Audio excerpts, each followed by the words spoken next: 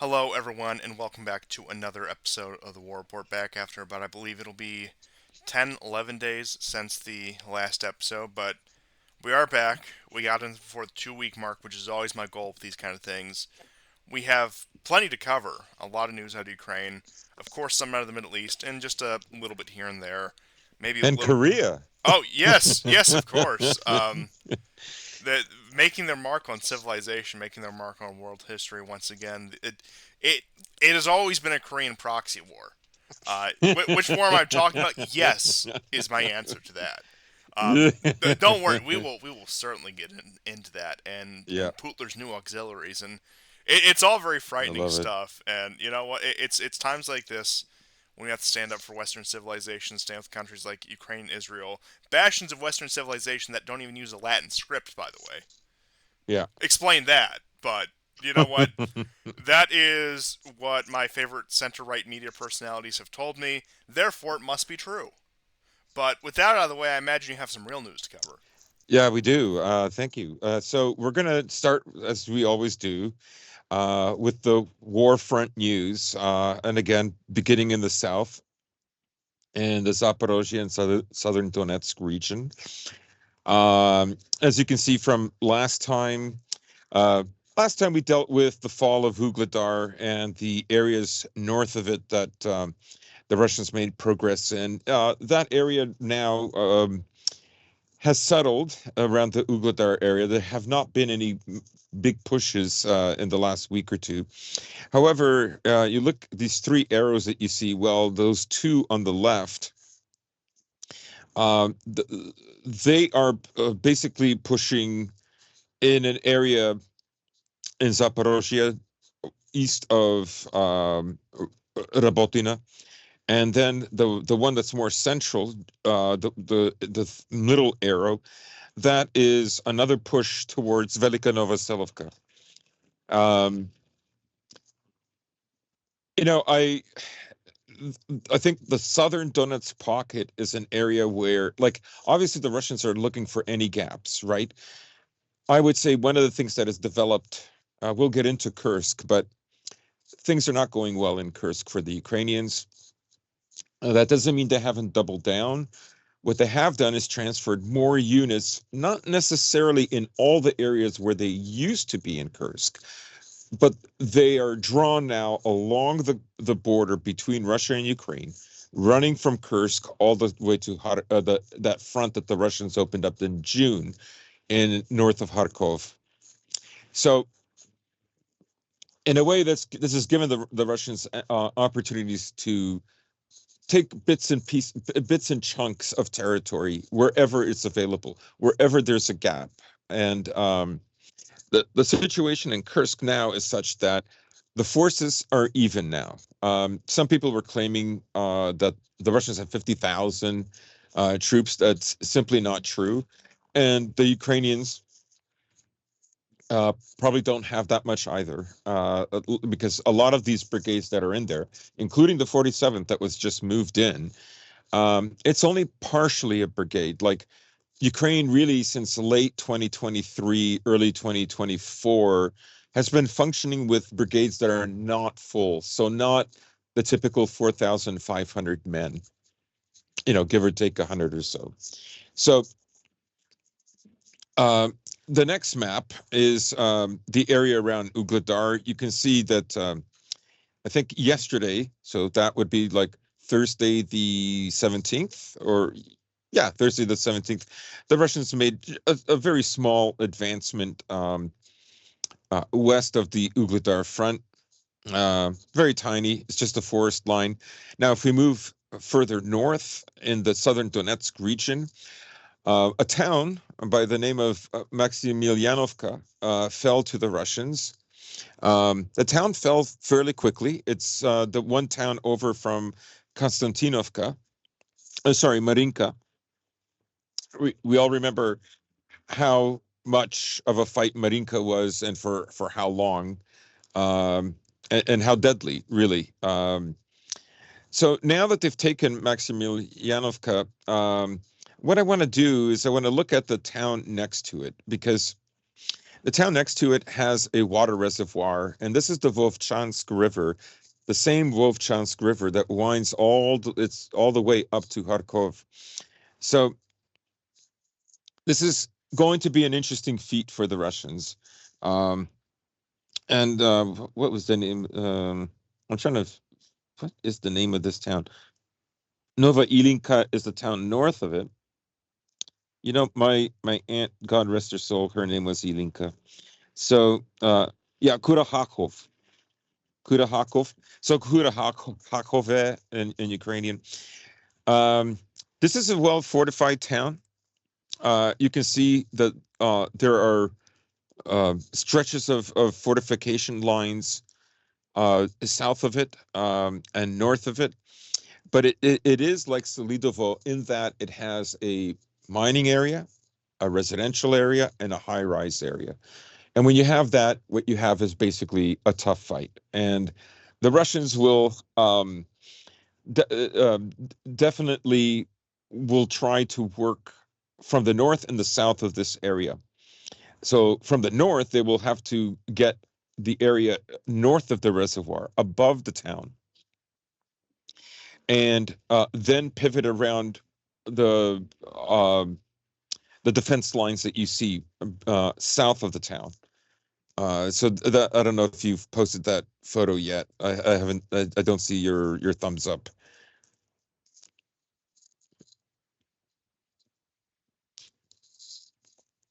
Yeah. So now people will see that this is not an easy. Like this will be a fight, and it is one of the reasons why these pockets tend to develop, and the Ukrainians stay inside those pockets no matter what the cost, because usually those pockets are anchored to a town that is difficult to take, and it's a delay tactic. Now the Russians eventually break through, but that is one of the things that they do. So if we zoom out now uh, to the overall map, you can see where Kurakhova is located. It's at the bottom of that Donetsk Pokrovsk front. That bulge that you see, that is now what the territory that the Russians gained after the fall of Avdiivka. So you can see there's a pocket north of it and a pocket south of it. And that brings us now to the Pokrovsk front proper. And we go to Selidovo. So in Selidovo, the Russians, you can see they're flanking from the south and from the north. This is an area that the Russians went in uh, very quickly after several towns fell in the southern Pokrovsk front. However, the Ukrainians sent reinforcements very quickly, and the Russians were forced out. So the Russians are now, and I'll get into this as well. In Kursk, the same thing is happening, and in Seversk, the same thing is happening. I mentioned on the last show that in Seversk, there was an armored column that the Russians used. It got them some territory, I think, or at least a kilometer or more, but there were several losses of armored vehicles and personnel. However, that's a very well defended front, and the reason it's so well defended, and we'll get into it later, is because it's basically the gateway to Slavyansk, and from there, south of it, immediately, it's Twin City, Kramatorsk, and so that's the last line of defense. That's why Seversk is so heavily defended. Anyway, so that is Selidovo. The pincer movement is continuing there. In the next slide, you're going to see basically what I'm talking about, what the Russians are attempting to do, which is to cut off the roadway that supplies Selidovo. Now, that blue roadway, you can see that from the north, it's a bit more difficult to attack it, but they do have some range. However, from the south, you can see that the Russians are able to hamper supplies coming into the town. So again, it's always pincer movement, pincer movement, pincer movement, and the Ukrainians delay, delay, delay as long as possible before they lose the town. Now, that does come with a cost. Now, one of the things that happened this week, in fact, I think it was I think it was yesterday, there was a prisoner swap, 95 for 95. Some of them, unfortunately, were Azov members, not high ranking, but some, at least a couple were. Uh, uh, there were indictments against them for war crimes. They were part of the 95. No one has specified the number. However, there was a trade for 95. The other thing that happened was there was a trade of dead bodies in Kursk. The Ukrainians received 501 bodies, and the Russians received 89. Now, Russia is still able to put tremendous firepower in the Kursk region, even though it's quite a ways away from the other fronts. It is nonetheless easy to supply because it's close to major cities. Well, relatively close. Um, because well, I wouldn't say it's close to Moscow, but maybe it's not that far from Smolensk. In any case, they are um, they are nearly even now, but for a long time the Russians were fighting slightly outnumbered, 2-1, maybe 3-1 in the early stages by the Ukrainians. But I think we can um, cautiously extrapolate that this exchange of dead bodies is probably a reflection, roughly speaking, of the kind of attrition that is happening for the Ukrainians in comparison to the Russians. And as I said, when No we get to question about Kursk, it.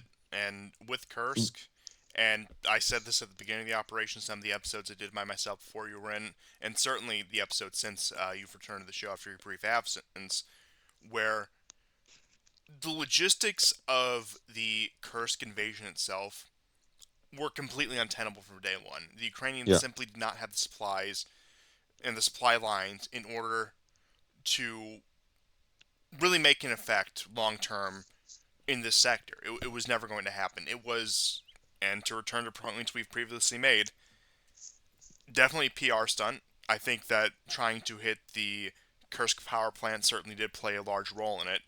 But once again, this was around the time when they were trying to convince both the US and the UK, and other Western powers, as for that matter, to give them the green light to use the yeah, long range missiles. And if they could show a successful counterattack into Russia, that would have been, at least from the Ukrainian point of view, yeah. all the proof that they needed in order to launch these strikes. But it has blown up massively. It has had the exact opposite effect. And I think easy for me to sit here from my makeshift studio halfway across the world and say this, but uh, this was always going to happen. It was always going to be a brutal and bloody front for the Ukrainians, and frankly, a waste of lives. I mean, you could argue this entire war is a waste of lives, especially on the Ukrainian side, which I would.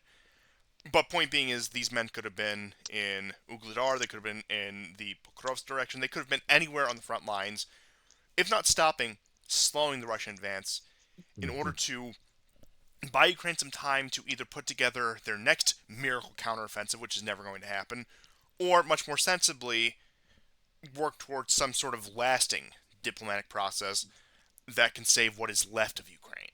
But we Right. saw the option that they chose, and I'll get into this when we talk about Zelensky's quest for the nuclear bomb, Yeah. because that's ridiculous. But the path that Zelensky has chosen, for whatever reason, which I do have some speculations on what those reasons might have been, has been maximalist. It has been, we're going to push this. We're going to make sure we have the full-throated support of the West, if not their outright intervention. And that is the logical conclusion of that line of thought. And maybe to highlight, and maybe this is in an oblique way, um, in terms of losses, in terms of where that manpower could have gone, because all those troops that they sent up there, virtually all of them are NATO trained, NATO equipped. Yes, there were still some BMPs. Yes, there's the odd T-64 from the Soviet era.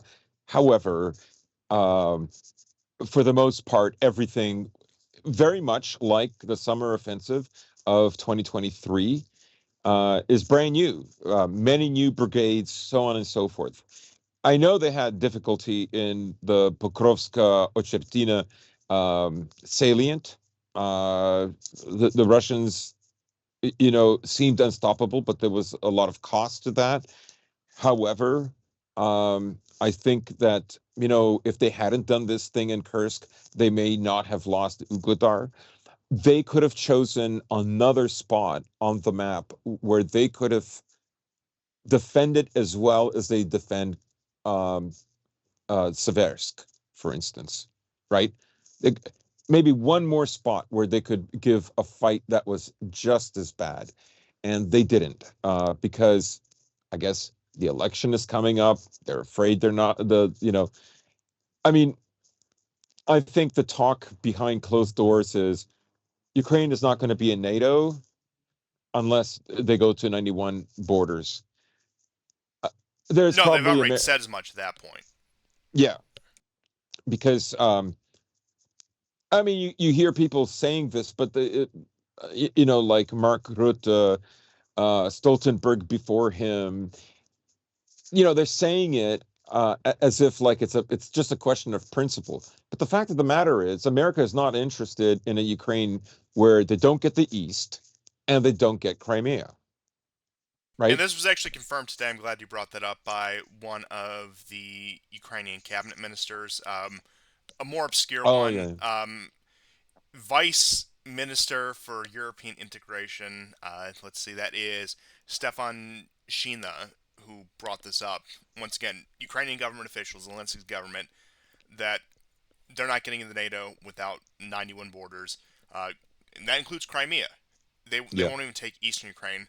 And going back to the Maidan, 2013, 2014, it was all about dislodging the Russians from their most vital port city, from their most vital position when it came to their navy. When it came to the Black yeah, Sea, once again, that lake in their backyard, something that, yep, compared to their neighbors, absent NATO, they should have complete domination over, and the only people who would be able to even present any sort of challenge would be the Turks, and that's not saying much. Most of their naval assets are in the Mediterranean, actually in occupied Cyprus. So right, that's a whole right. different question. But Oh, it, here's what I go ahead. uh, but that was the goal of this operation from day one. Primary goal. Secondary goal is that yes, it would create panic in Russia. Yes, we probably would be able to convince the Ukrainians to provoke some sort of war with Russia one day. Going back once again to George Soros's words in 1993 that they wanted to convince an Eastern European coalition to wage an infinite war of attrition against Russia until it either capitulates or collapses. That's right. That's right. And here's a small point I did want to make, the tied in to what you were saying about attrition earlier, and it involves Ugladar. Now, on the last show, we talked about how many of the Ukrainian troops that try to get out of Ugladar, according to one Ukrainian who was in Ugladar, he said about one out of every two didn't make it. However, based on the amount of prisoners that they did capture, and maybe on the amount of let's say bodies that were seen, it wasn't that many. So Ugledar was a town that was already emptied of its forces. In other words, the Ukrainians decided that Ugledar is going to fall, and we might as well go for broke and go for Kursk. Really frightened the Russians by getting the Zaporozhye nuclear power plant, create some kind of a blackmail situation to get the Russians to the negotiating table. That's essentially what happened.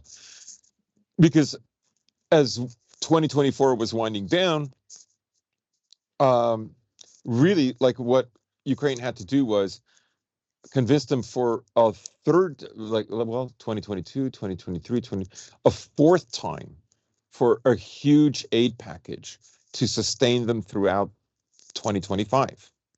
I mean, that's essentially what they were asking for.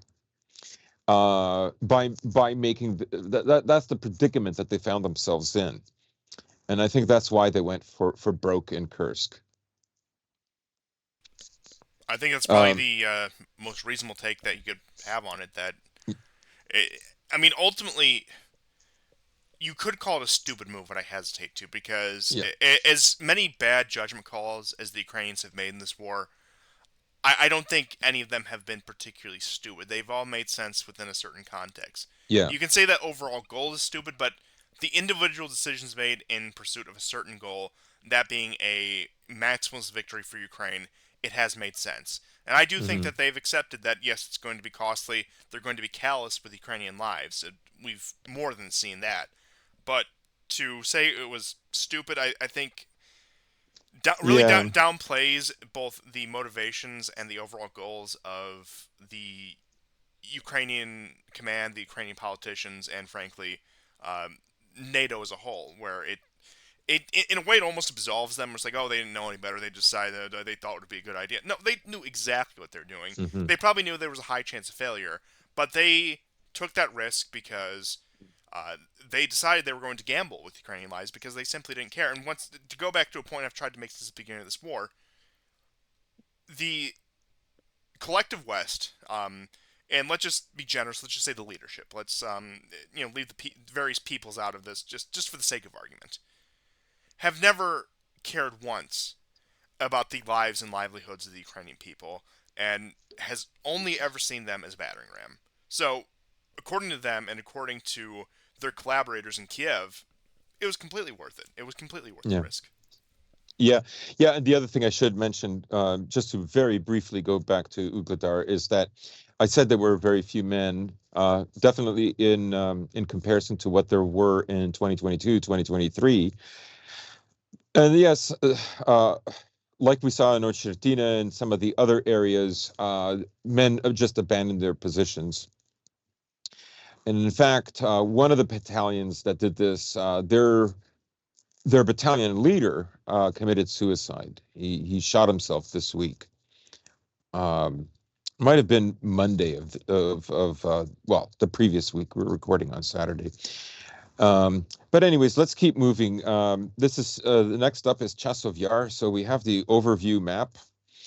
This is an area that's been quiet for a long time, and then since Wednesday, some pretty big gains for the Russians and some smaller ones as well yesterday.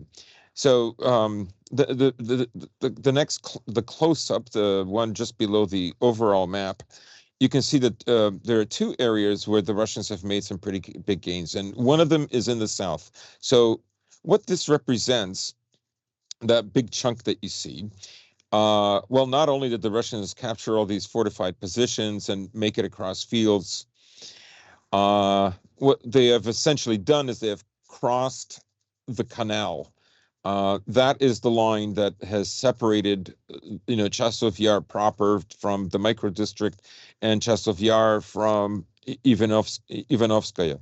So this that big chunk is from Ivanovskaya. That's the town immediately to the right, to the east, and you can see it's a fairly large chunk, and really there is a pincer movement. However, I will say that uh, Konstantinovka is a pretty large town, bigger than any town that I've mentioned so far, and that is directly next to um, Chasov Yar. So we'll see what happens. But and lastly, from Chasov Yar, we have a blow up of the expansion of Russian forces in Chasov Yar proper. So this is not the micro district anymore. You can see three small areas that they've gained, and the white outline is a gain that they made a few days ago. Now we move to Seversk. So the big blow up picture um, that you can see the gains that were made this week, and a small gain. There's a blow up, but we'll get to it a little bit later. I've outlined in red where Seversk is. That's the town. Now, west of Seversk, southwest of Seversk, is where you have Slavyansk. And Slavyansk makes a chain with Kramatorsk south of it. South of that is Konstantinovka. This is a major urban area. If you put all of them together, you would probably get like a quarter, like there were probably a quarter of a million people 300,000 people living in this area. I'm sure many have left, but there's many that are probably still there. So let's go to the blow up. This week, the Russians used different tactics to move forward. They have created a salient, and they didn't use a big armored column. There are videos where at least one or two of the armored units are destroyed, but as you can see, it's a fairly large expansion, and this is an area that the Ukrainians have very successfully defended for a long time, and that's really why, like, I wanted to bring up, like, why, like, you can see Seversk is just beginning to crack, just beginning to crack. The Russians have had an awfully difficult time here, right? Or they could have been sent to Kupiansk. We'll get to the Kupiansk front. In fact, that's next. So the North Front, Kupiansk, you can see what the Russians are doing here. That salient has nearly reached the Oskol River, and obviously it's going to be used to bifurcate the units that go from Kupiansk and all the way south to Liman. If when the Russians reach the Oskol River, there's going to be like a much longer way of them doing it. Um, uh, we'll get to the slide where this is demonstrated, but before we get there, let's go to the next slide, and you can see that the Russians are expanding towards Terni. Those water reservoirs that you see there, that's the Oskol River, I think. I'm pretty sure it is. Is it though? No, that is the Zherebets River. This is a little bit south of the salient that I was talking about. Okay, now next slide. You can see that a little bit of a close-up of that salient and how it's reaching the Oskol River. Okay, and then finally, the last slide of the Kupiansk front. You can see what this would mean. That bifurcation would mean that this road that they use on the east side of the Oskol River can't be used anymore. And they create sort of like a pocket for the Ukrainians. Kupiansk is very well defended. Now, the Russians have made some more gains. I don't have a map of it now. They've expanded their zone of control in Sinkovka.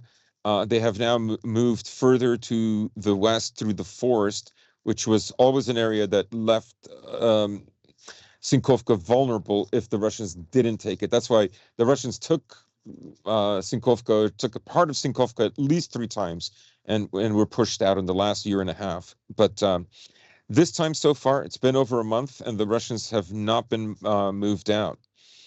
So that takes care of basically the front lines. I'll just say that the Zaporozhye crossing from the last show where they went over that bridge, that was a fake. It was sorry, it wasn't fake, but it was a feint. It was basically to tie up Ukrainian resources. It got pushed out. They got pushed out the next day. So, the Russians were never serious about sending more and more men to go either underneath or across this bridge. So now this takes us to Kursk. As you can see with the overall map, to the far left, the white outline, that represents the Russians have finally forced the Ukrainians that were fighting, just to the west of Kursk, trying to envelop the Russians, creating their own pincer movement. That didn't work. So the Ukrainians have been pushed out of there, and the Russians have made several small gains again east of Korenova. And the next slide you're going to see is another skinny salient. Remember the last show, there was a skinny salient. I said, this may or may not work. However, it did work. And when we look at it, you can see that the Russians have taken back several towns in this area. And the last slide is just demonstrates what the Russians are trying to do. They're trying to close off the Ukrainians in that pocket in the north, and they want to get down to Sucha. That's what those arrows are pointing at. Um, they're pointing towards Suja. That is the main hub for all the supplies that radiate in the various directions for the Ukrainians, north, south, east, west. Um, and of course, if the Russians, if that skinny salient comes through, if it holds, then this will create another pocket. And as I said, the exchange of dead has a ratio that is worse than 5 to 1. So it's very brutal here. In fact, it should be mentioned, there was a photo that was taken of, I would say, at least 9 or 10 drone operators in their underwear by the Russians. One of them has been executed.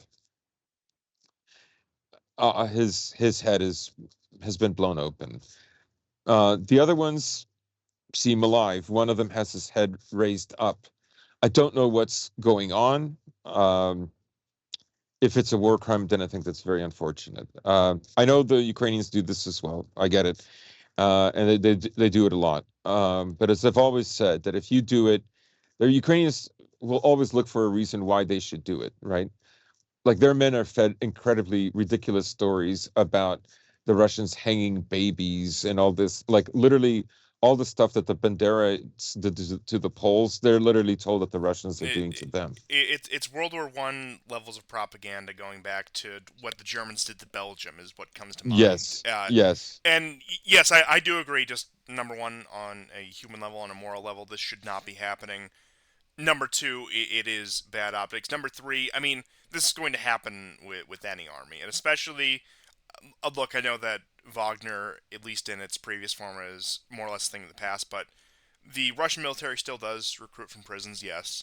And with that, and I mean, even people who weren't in prison, it, when you have such an encompassing war, you're going to get people from all walks of life, including the ones that have the, let's just say, less moral and more quite openly immoral people, more depraved Hmm. people, and these things are going to happen. And uh, I don't know what the military justice system in Russia looks like. I don't know the particulars of it, but I do hope, just as I hope with the Ukrainians who commit war crimes, that uh, there is some sort of trial, there is some sort of accountability towards this, and not to turn into a bleeding heart here. I'm not one of those big international law people. The UN Human Rights Charter is literally the greatest document ever written. No, I'm not one of those people. But I do think that just from a civilizational standpoint, going back to the history of Europe, the history of Christendom, of course there always have been war crimes. There always been brutality, but particularly since the advent of Christianity, and once again you can go back before, but particularly with the point I'm trying to make here is that there's always been, once again, that just base moral line. Of course, not everyone followed it, but that was the expectation, even in the most brutal of times. And like I said, I don't want to idealize anything here, but you would hope that that standard could be upheld the best that it can. And I'll say that about Russia. I'll say that about Ukraine. I'll certainly say that about the conflicts in the Middle East right now. Which I mean, you want to talk about what Israel's doing? We could Mm. be here all day. But yes, I do agree with the point you're making there. Yes. Yeah. So, it's unfortunate. We've seen the reverse much more often, and honestly, we don't know. There were people who were saying there's a video. Nobody's ever provided the video. Like none of the channels I follow show the video, and I follow channels that are like, I hate to say it, but like, how you have Ukrainians and they celebrate like the death of Russian soldiers and everything. Well, these are kind of like the Russian version. You didn't see them in 2022. You saw only a few in 2023, but in 2024, there's more of that stuff. And I haven't seen it, and people have said that this is just a photo. We don't know what happened to these guys afterwards. Obviously, 95 for 95 were traded in Kursk. So, anyways, it's And, just one and of those. Like it's hard to always take the high road. I get it, but I'm just saying from a strictly pragmatic point of view, something like this will mean something horrible. Like for instance, I've seen two videos, okay, and one of them was just a few weeks old, where the Ukrainians are trying to blackmail a woman whose husband has been captured in the SMO, and they're torturing him. They finally kill him, and they let her watch him die.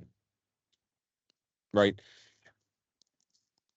Maybe I'm wrong, but maybe sometimes you like maybe there's some units that are always going to do this, and other units that are going to be pushed to do this if they get if they find out something that the Russians might have done that is also cruel, let's say. I completely agree. And just the last point I'll make on this.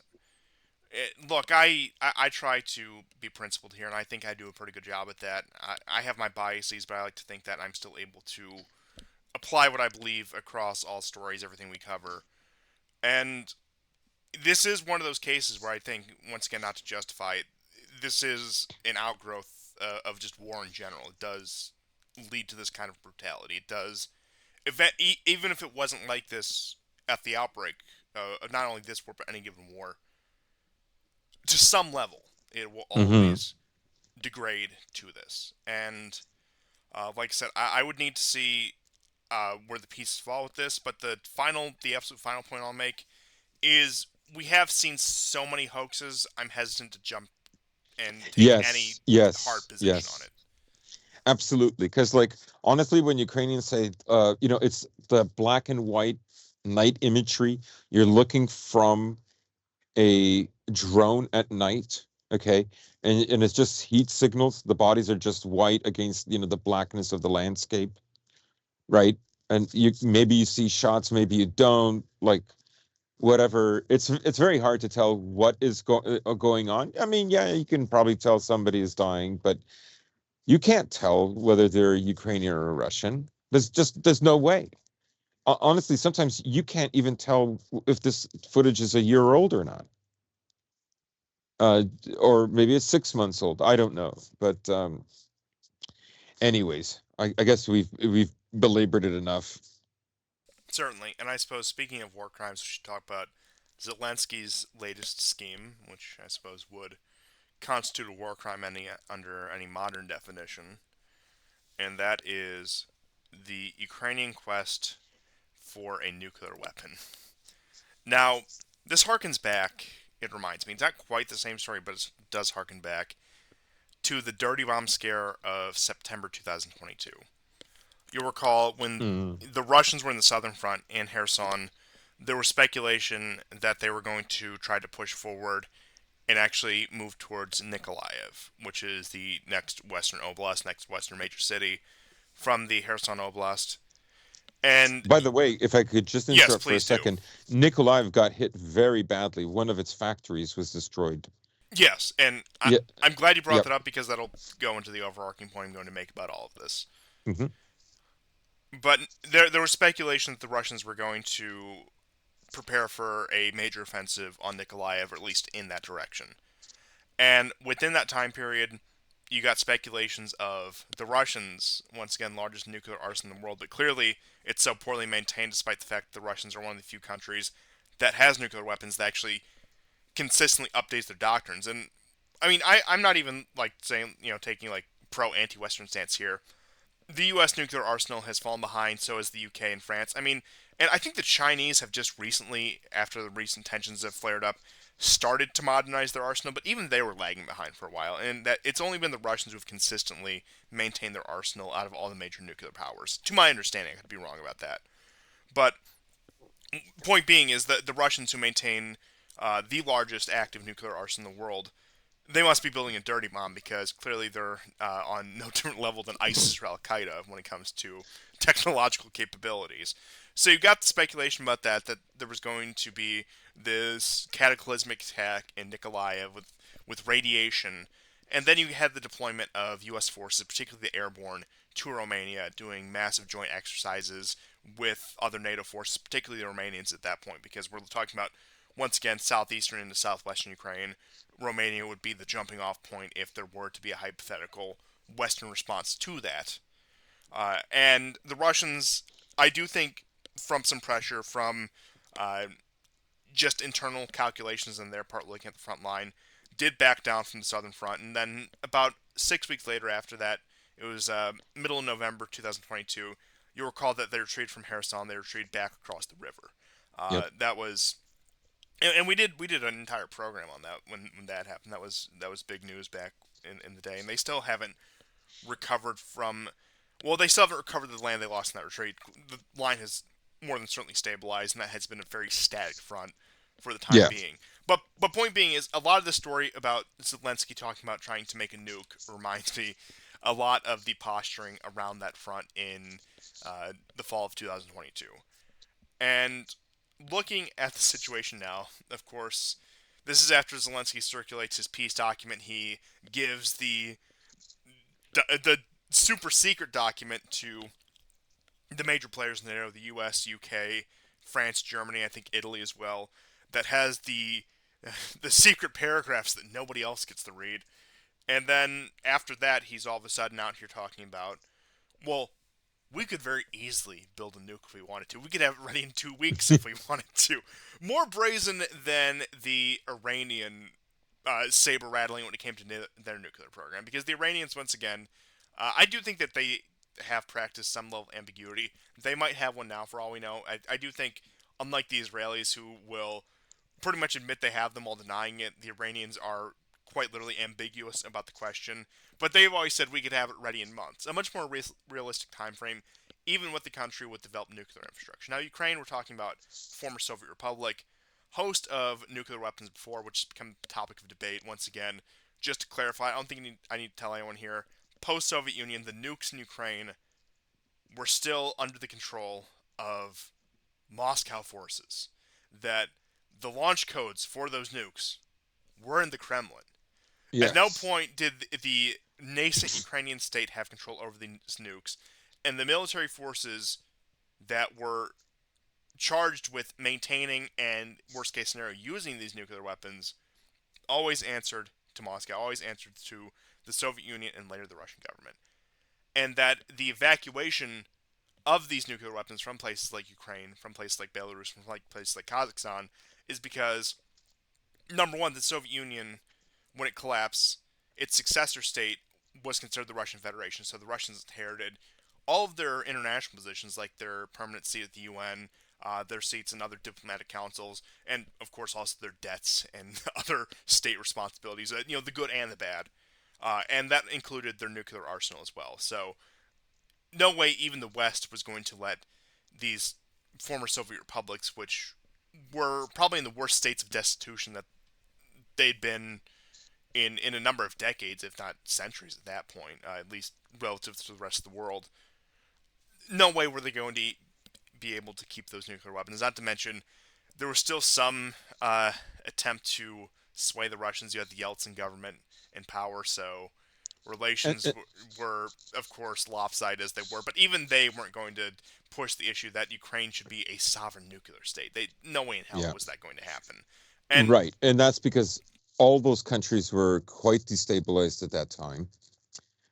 Second of all, they had the blessing of the Western powers, including America, that Ukraine shouldn't have nuclear weapons. That was acceptable to in order for them to have independence, or part of the independence agreement. Second of all, um, Belarus, Ukraine, Russia, and Kazakhstan all agreed on it. The leaders at that time, all of them were in agreement, yes, and right? And as you say, the launch codes weren't even in Ukraine anyway, so like whatever. it would have been a quite literal hostage situation. It would have been worse for Ukraine to keep those nukes because you have Russian nukes right on Ukrainian territory, and if you want to believe evil mastermind Putler, who was just about to come into power in just a few years, he could use that for all kinds of blackmail. So actually, they did Ukraine a favor by getting rid of those nukes. But to turn back to one of my other points is, in no way would they want their future vassals, as once again they already had the designs for at least some sections of the American Empire had their designs for. They wouldn't want one of their vassals to have nukes. That would make them less reliant on the American Empire. It wasn't going to work that way. Even if it was to spite Russia, it simply wasn't going to happen. So with that Yeah. out of the way, yes, Ukraine does have history with nuclear weapons. They were never theirs. They just so happened to be on their territory. They never had control over them, and evacuating them was the only logical move for the security. But returning to the current state. Now, If I yes, could please just do. add two things.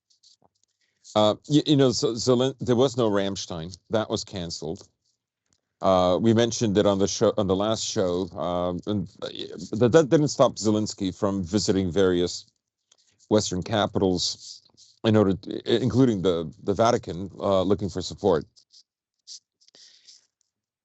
And he outlined a victory plan, and it's all the points you've heard of already. But there was one that was not heard since, and I don't mean the nuclear option. And that was, once the war is over and Ukraine is victorious, of course, America can leave Europe.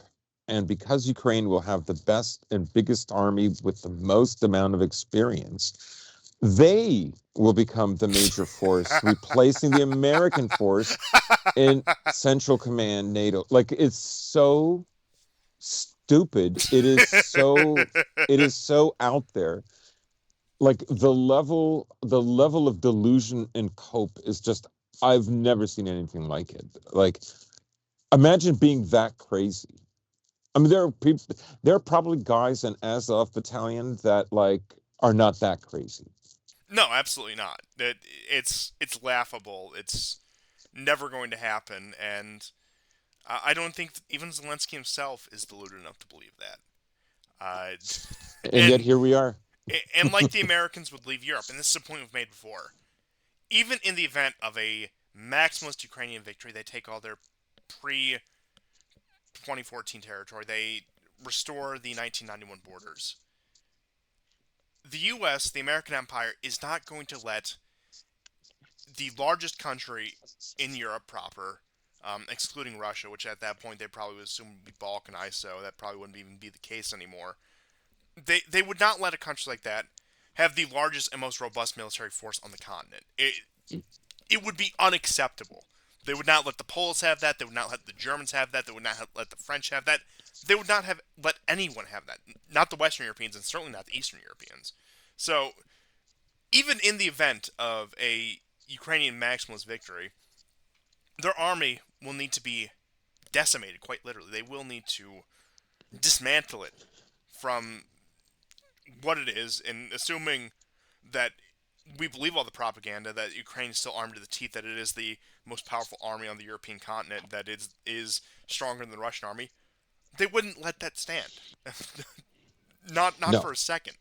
But like I said, let's not entertain Zelensky's delusions, at least on that front, and let's return to his other delusion, which he says that the Ukrainian state could develop a nuclear weapon in 2 weeks. And I want you to think about that. I want all of you to think about that because, yes, being a former Soviet republic, they certainly, at least at one point, did have the infrastructure for that. They do have remarkably still a robust civilian nuclear industry, a robust civil nuclear industry, which is usually the first step in order to actually turn it into a militarized program where you start actually enriching the uranium to weapons grade, which itself is a months long process at least. Well, that's assuming their industry has not degraded to the point where it can no longer do that. And looking at the state of Ukrainian infrastructure from 1991 onwards, I mean, look at Mariupol. Look at the reconstruction of these areas in the east that Russia has taken, where you haven't had new buildings since 91. These roads have fallen in disrepair. The most basic infrastructure has fallen just almost in complete states of disrepair in several parts of Ukraine. Even with all the foreign aid they receive, even with all the foreign support they receive, it was just a country in a state of rot. So both their light and their heavy industry, I do not believe is still up to the task. And this also plays into the delusion that Ukraine can build its own arms industry. But even assuming Ukrainian industry has been properly maintained and kept up to code since 91, and that Ukraine has invested within their own economy, within their own infrastructure, which they haven't, but for the sake of argument, we'll assume it. What safety measures would they have to stop the Russians from blowing up these facilities before work even started? And once again, it wouldn't even be in the case where they would have to hit active nuclear power plants. They could hit these enrichment facilities before the uranium even got there. There's simply even with underground facilities, which yes, they probably do have part of the former Soviet Union. They probably do have an extensive network of that. Well, number one, Russia's going to know about that. They still have all the intelligence documents. They still have all of the information that the Soviet Union had. So unless the Ukrainians have built new ones that nobody knows about, that's out of the question. Number two, I imagine the Russians have some sort of bunker buster, something that can hit underground facilities. And like I said, assuming all of this is in place, there's nothing to stop the Russians from just doing another massive barrage of missile strikes, which they've shown they can do. They've shown that Ukrainians do not have the air defenses to defend against massive Russian barrages. And this program would be over before it started. And frankly, if the Ukrainians actually were capable of building a nuclear weapon, I think this would have happened far, way, way before this was even a conversation. Yeah. This would have been one of the first moves the Russians made in Ukraine, would be to hit these facilities. They would have been long gone by the time way before this conversation even came up. So, number one, it's a delusion. Number two, it's not going to happen unless they plan on smuggling in a nuke from one of the Western countries. I don't know. Maybe they have some shady contacts to the ISI who would be able to smuggle in a nuke from Pakistan, because the ISI pretty much runs a parallel government in Pakistan, regardless of whatever the government's current alignment might be. Or maybe they finally swindled Modi. Maybe they've gotten Modi to turncoat on Russia, and he's going to smuggle them a nuke. Or maybe their greatest ally, Israel, because we all know that Israel and Ukraine are the greatest of friends with such common interests. Maybe they've smuggled in an Israeli nuke. Maybe they have contacts in the Mossad in order to get that. But barring, once again, one of those smuggling operations where I believe, yes, that at one point the Ukrainians probably did have the capability to start a nuclear program, but they certainly do not have it under their current industrial infrastructure conditions, and certainly not in a state of war. It's even assuming that was all true, like I said, it would take months. It would take years, probably. So, unless they have some sort of third party contact, or maybe the biggest twist of all is not that Russia is working with North Korea, but Ukraine is in back deal negotiations with North Korea in order to get one of their nukes. That's what they don't want you to know. That North Korea was actually the turncoat. Sure, they gave all those shells and all that ammunition to the Russians, but you know what? They're playing the long game. They're playing both sides of it. And when I said at the beginning of the show this is a Korean proxy war, you thought it was North versus South Korea supplying one side and another. No, I meant it was a North Korean proxy war. They control both. They're playing both sides of this. That's the real take, and that's why Zelensky's so publicly posturing against them to keep up the charade. Of course, nobody would expect it, and then all of a sudden you have Korean nuclear technology show up in Ukraine. Well, impossible. Ukraine and North Korea are feuding. They're practically in a state of war, and we actually need to go beyond Vladivostok into the Korean Peninsula in order to finish this war, in order for it to be considered a success. And look, this might sound ridiculous, but I'm sure there's people out there who probably believe this. Oh yeah, yeah. I mean, also this is kind of like this whole thing is turned into a kind of microcosm of the bigger picture of let's say the geopolitical struggle right now, which is Gaza, the Middle East, and Ukraine, Russia. Okay, so what do I mean by this? Well, 3 years on, um, the West has decided like their military industrial complex is still going to be primarily driven by profit, right? Not purpose. And you know, if that's the case, then they're going to lose. Unless there's some master plan that we don't know about, they're going to lose. What Zelensky, and it's the same thing with Zelensky and with Ukraine. The 91 borders aren't coming back.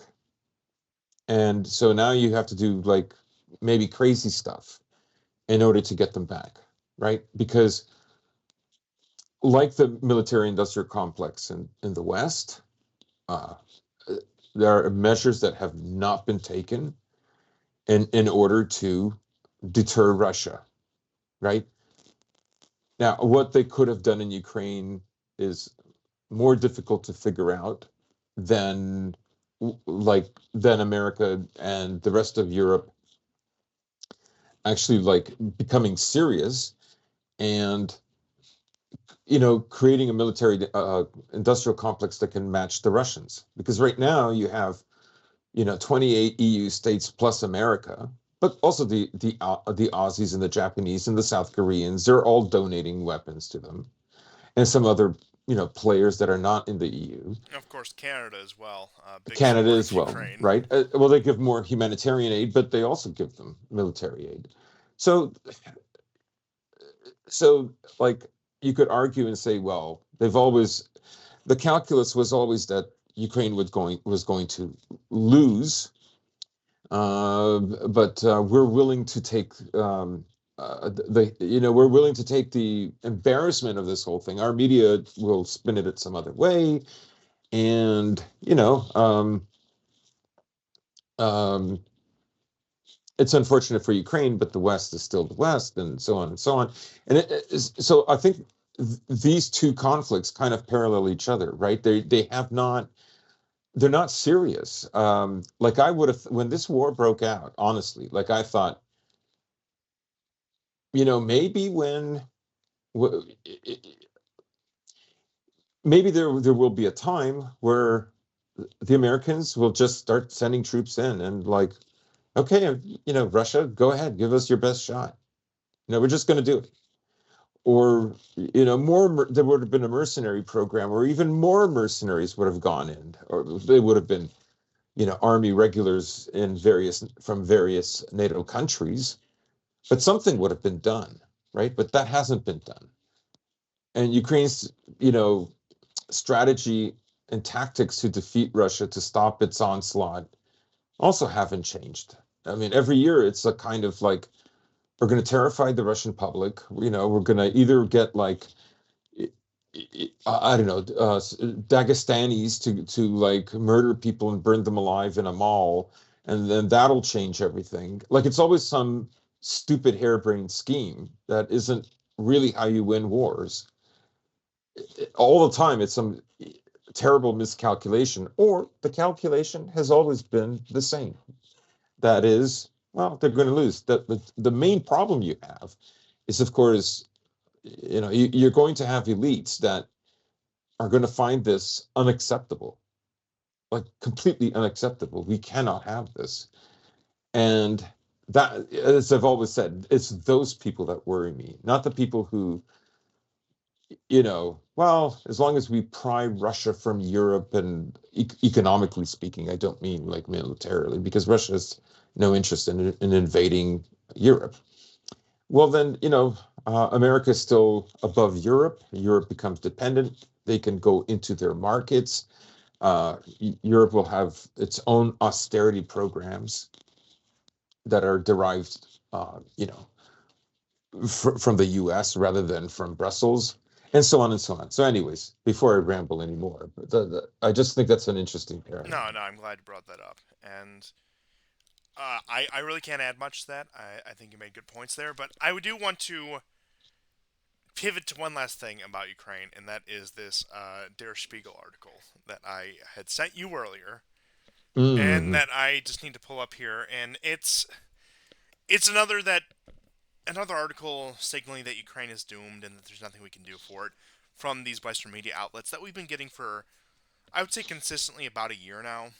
And uh, fair warning, this is machine translated, so I do not speak German. It is originally in German, but I do think that we'll all get the general point here. But to any German speakers out there, if any of this translation is weird, blame the computer, not me. But I just did want to do a brief read through on some of this, and I might skip some of the parts where they, of course, try to pad out their article and make it seem more full, as journalists always do. But first, I'll begin with the drink so my throat does not give out. allergy time of year. It's always a fun time when you start getting, dry mouth, all that kind of stuff. So I will spare all of you that. And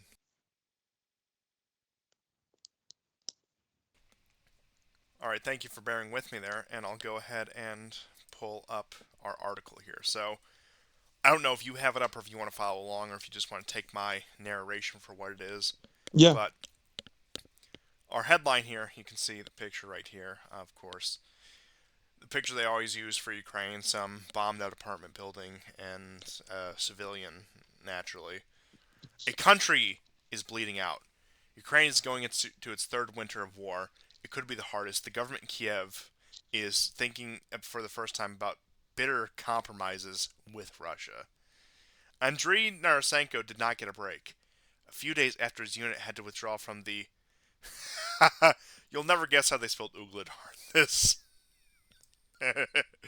It's once again German article. I don't know if you have it up or not, but they spelled it Wuhledar. Now, of course, in German that would be Wuhledar, the W being the V. I know that much, but so Yes. I forgot they put it there. It caught me off guard.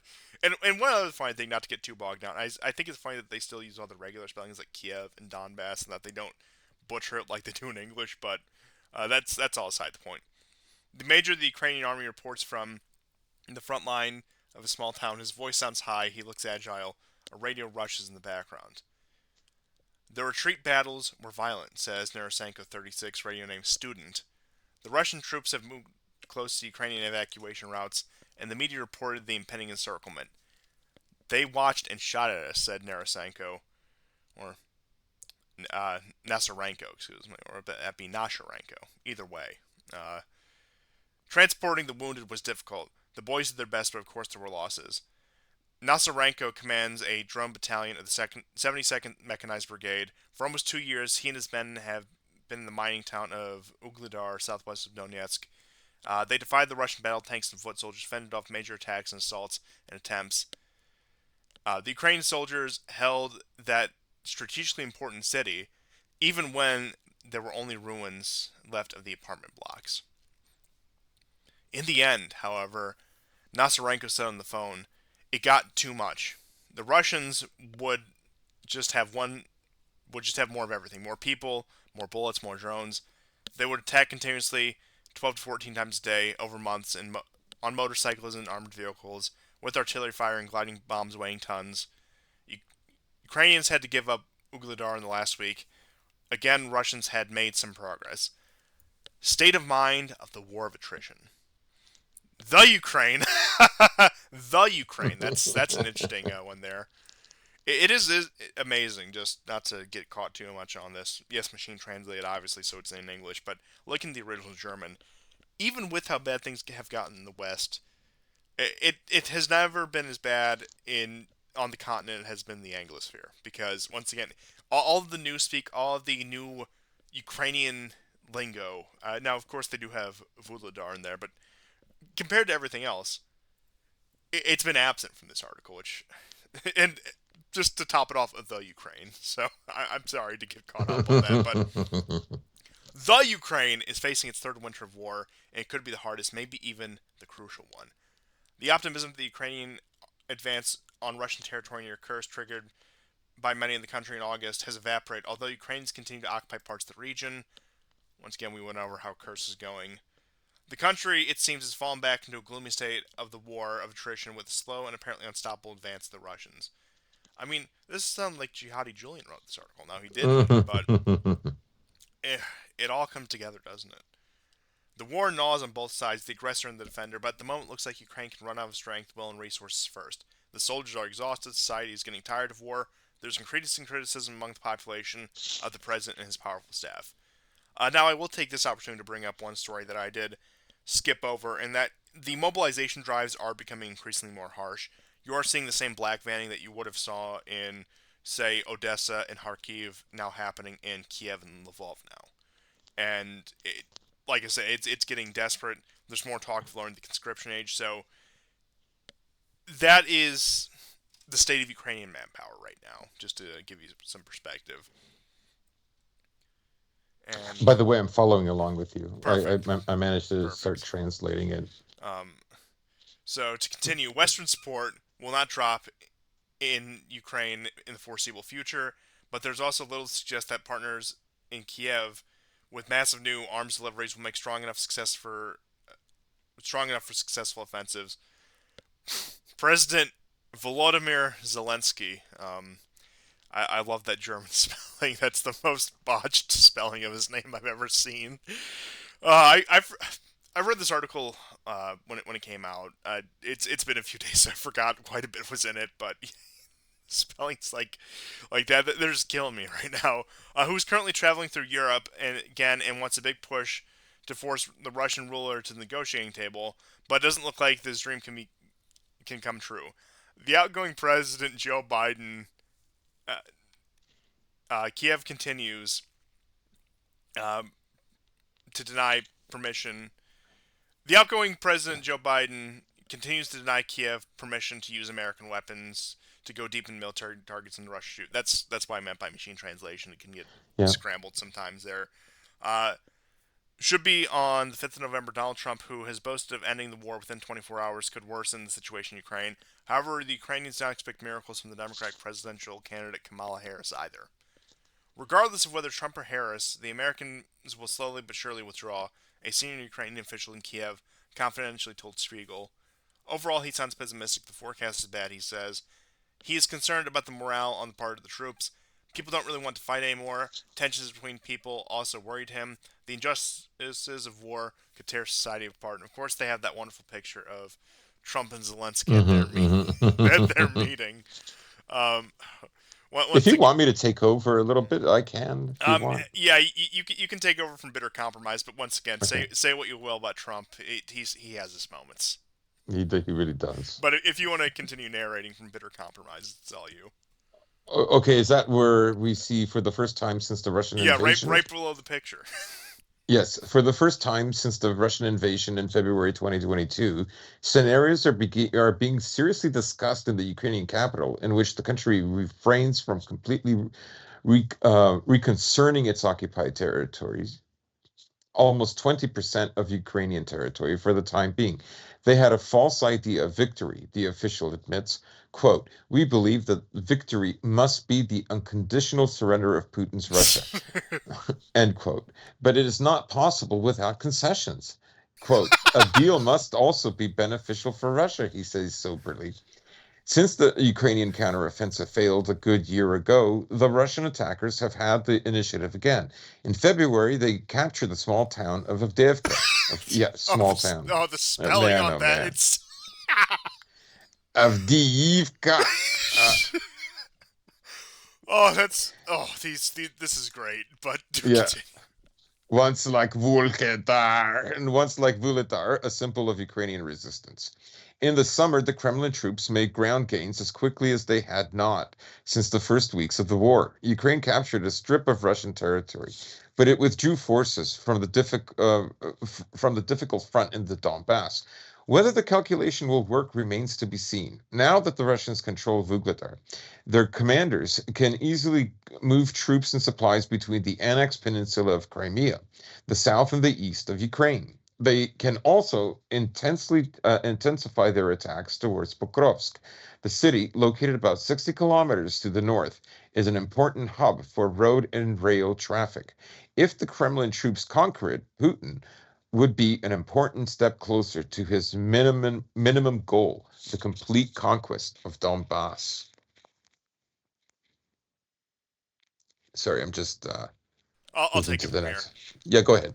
But the Russian resources are also not infinite, says the military expert Franz Stefan Gotti, a fellow at the London International Institute for Strategic Studies.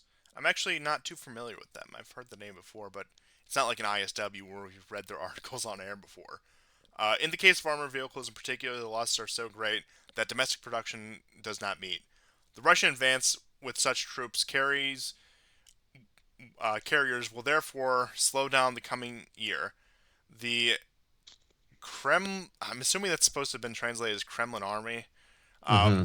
would also have to adapt tactics even more away from frontal attacks and towards accompanying attacks in smaller groups. It is also questionable how much impact the attackers will have after their recent terrain gains, or territorial gains, if you will.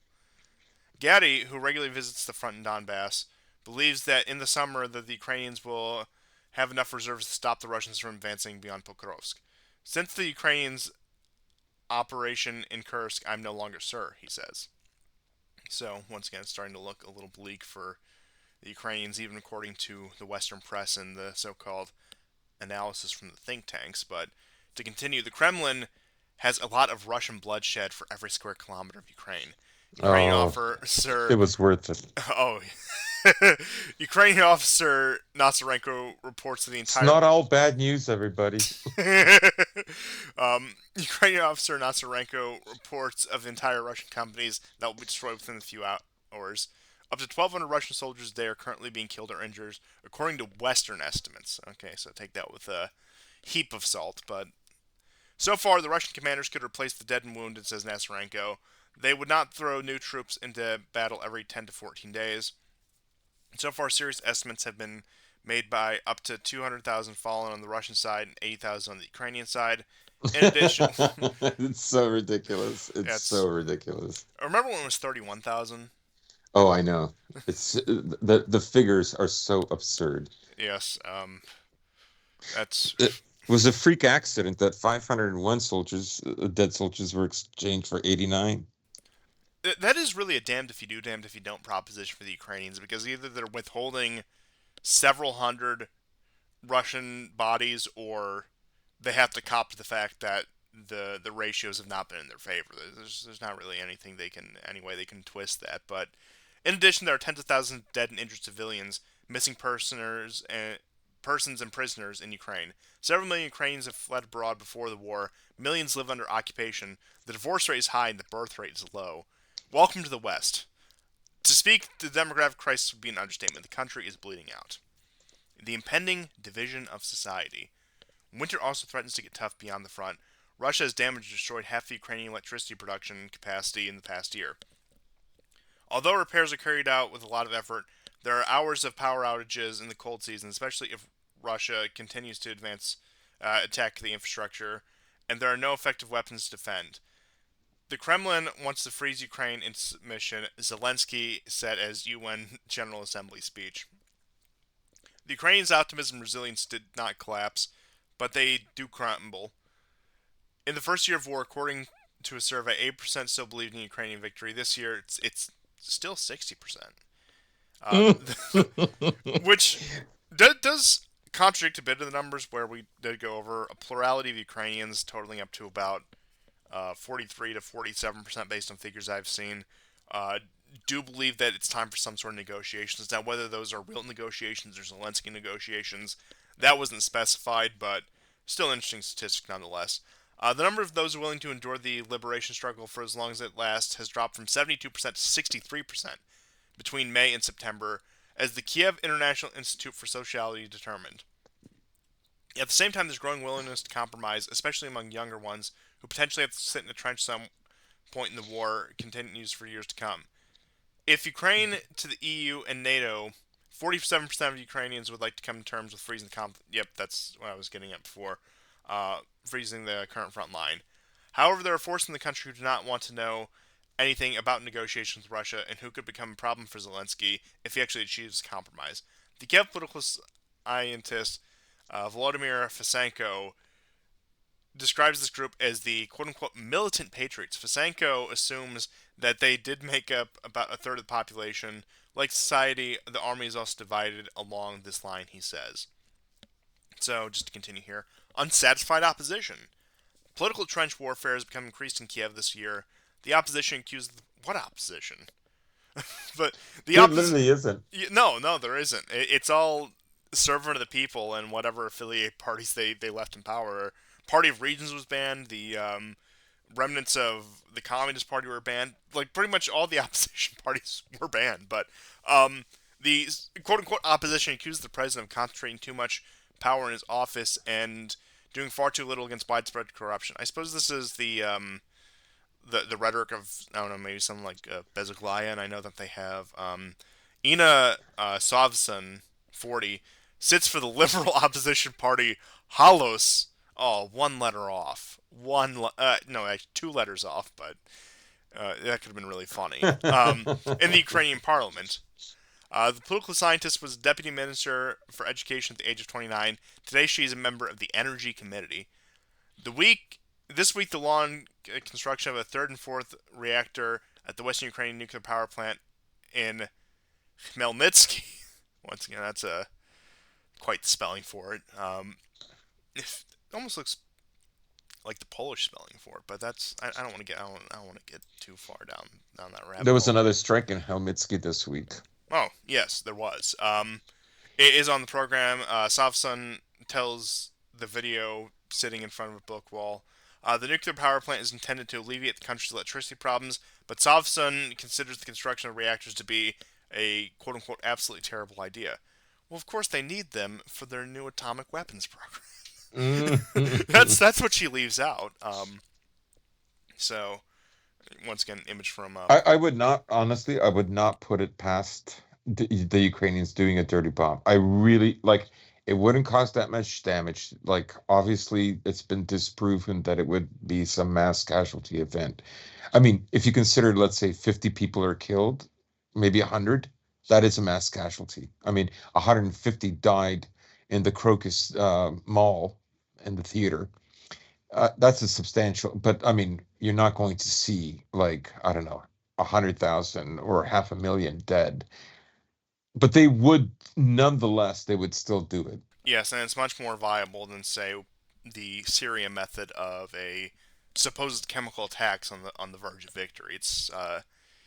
It Ridiculous. yeah, it's what you would expect. But now the Ukrainians actually deploying chemical weapons against the Russians on the front lines, I don't think is unreasonable. I don't want to say it's going to happen, but it's certainly not out of the question at this point. I would imagine, especially if they're talking this much about any kind of WMD. But I do agree that some sort of dirty bomb false flag may be in the cards, unfortunately. But to continue with that, we have impoverished, angry, and frustrated people who are afraid of the coming winter when they will have no electricity for hours, says Salveson. There are people who think about leaving the country for fear of winter. They have paid significantly higher electricity prices since spring, but the government is not using the money to alleviate the need as quickly as possible. Instead, you invest in reactors which will be built many years and where the elite would enrich themselves. Salveson said she's 100% sure that such a project will lead to corruption. Of course it would. Quote, the decision is pushed through by the president's office, unquote. Sofson brings up the second case that moving a lot of people in Ukraine, uh, that is moving a lot of people in Ukraine. A doctor, a head of regional medical commission in Western Ukraine, apparently earned millions of dollars to free men with fake attests for mobilization. Sofson highlighted a detail that is often left out of the reports. The woman has sat in the regional parliament for the president's party. The party distanced itself and excluded the woman from the faction, but the aftertaste remains. Oh, here's the good part. NATO dream.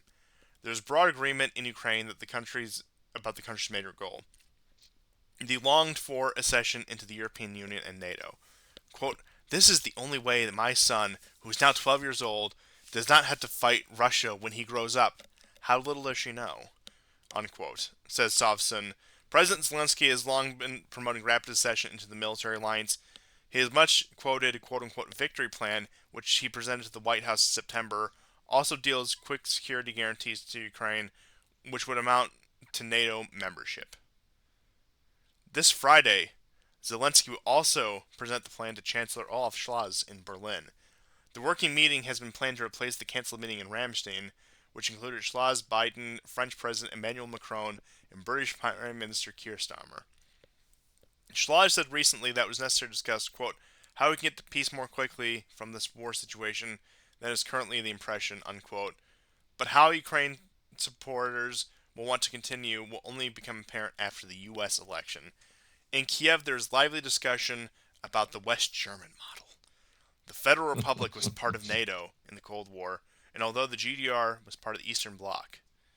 However, inter-German border was not controversial and contested. Political scientist Fasenko says that NATO could accept Ukraine before the end of the war, therefore is completely illusory. Zelensky wishes that he is a maximalist, but NATO will not commit to defending Ukraine under war conditions. Now, the last thing I'll bring up about the so-called German model that's been floated, Kiev showed, Ukraine supporters showed that has no interest in freezing the conflict. It has no interest in the current territorial lines. That they want the maximalist goal. That in East German model, West German model not work. Not to mention East Germany and West Germany were quite explicitly under the occupation of two foreign powers. Now, of course, Ukraine is not a sovereign country, but it is laundered through a variety of different means. So, to compare the situation, I think it's always been a weak comparison. But I'll just finish off the article here. There's only a little bit left here. It's also unrealistic that Moscow under Putin would embark on such a deal in which Ukraine would become part of NATO.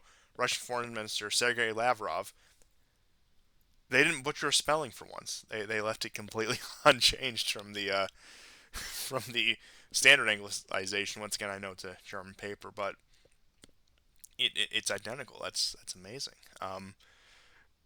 Reminded this in interview for the American audience last week. Lavrov kindly mentioned that the Kremlin continued to insist on the complete withdrawal of Ukrainians from the four regions of Donetsk, Lugansk, Zaporozhia, and Kherson, which Putin had annexed. Moscow continues to demand the abandonment of areas and cities that soldiers have not even reached. Ukrainian officer Nasarenko, an engineer in peacetime, has been fighting almost without a break since February 2022, bringing up once again that troop rotation in Ukraine has been almost non existent, that it has done a number on their morale, the fact that they do not have the number of troops to rotate out, and that while it may have led to some setbacks for Russia early on, troop rotation has benefited them in the long run, as we've seen. First in Kiev, then in Bakhmut and Ugledar. A ceasefire is conceivable in the medium term, he says, but does not believe it will end the war. Ukraine depends on heavily on its partners, therefore, it's likely that negotiations will take place. Ukraine could not trust a peace with Putler. Of course they couldn't. It is clear to all of us that we must stay ready, says Nasarenko. The enemy will not stop no matter what political agreements there are. There can be a break into 3 or 4 years, after which everything continues. And that was our nice little piece from Der Spiegel. Any concluding thoughts on that one? Yeah, yeah. I mean, all the classic talking points that you mentioned before you began reading this. They pad these articles the same way. Make sure you mention that Russians lost more men, as if. Make sure that the Ukrainians still want to fight, even though it's going down.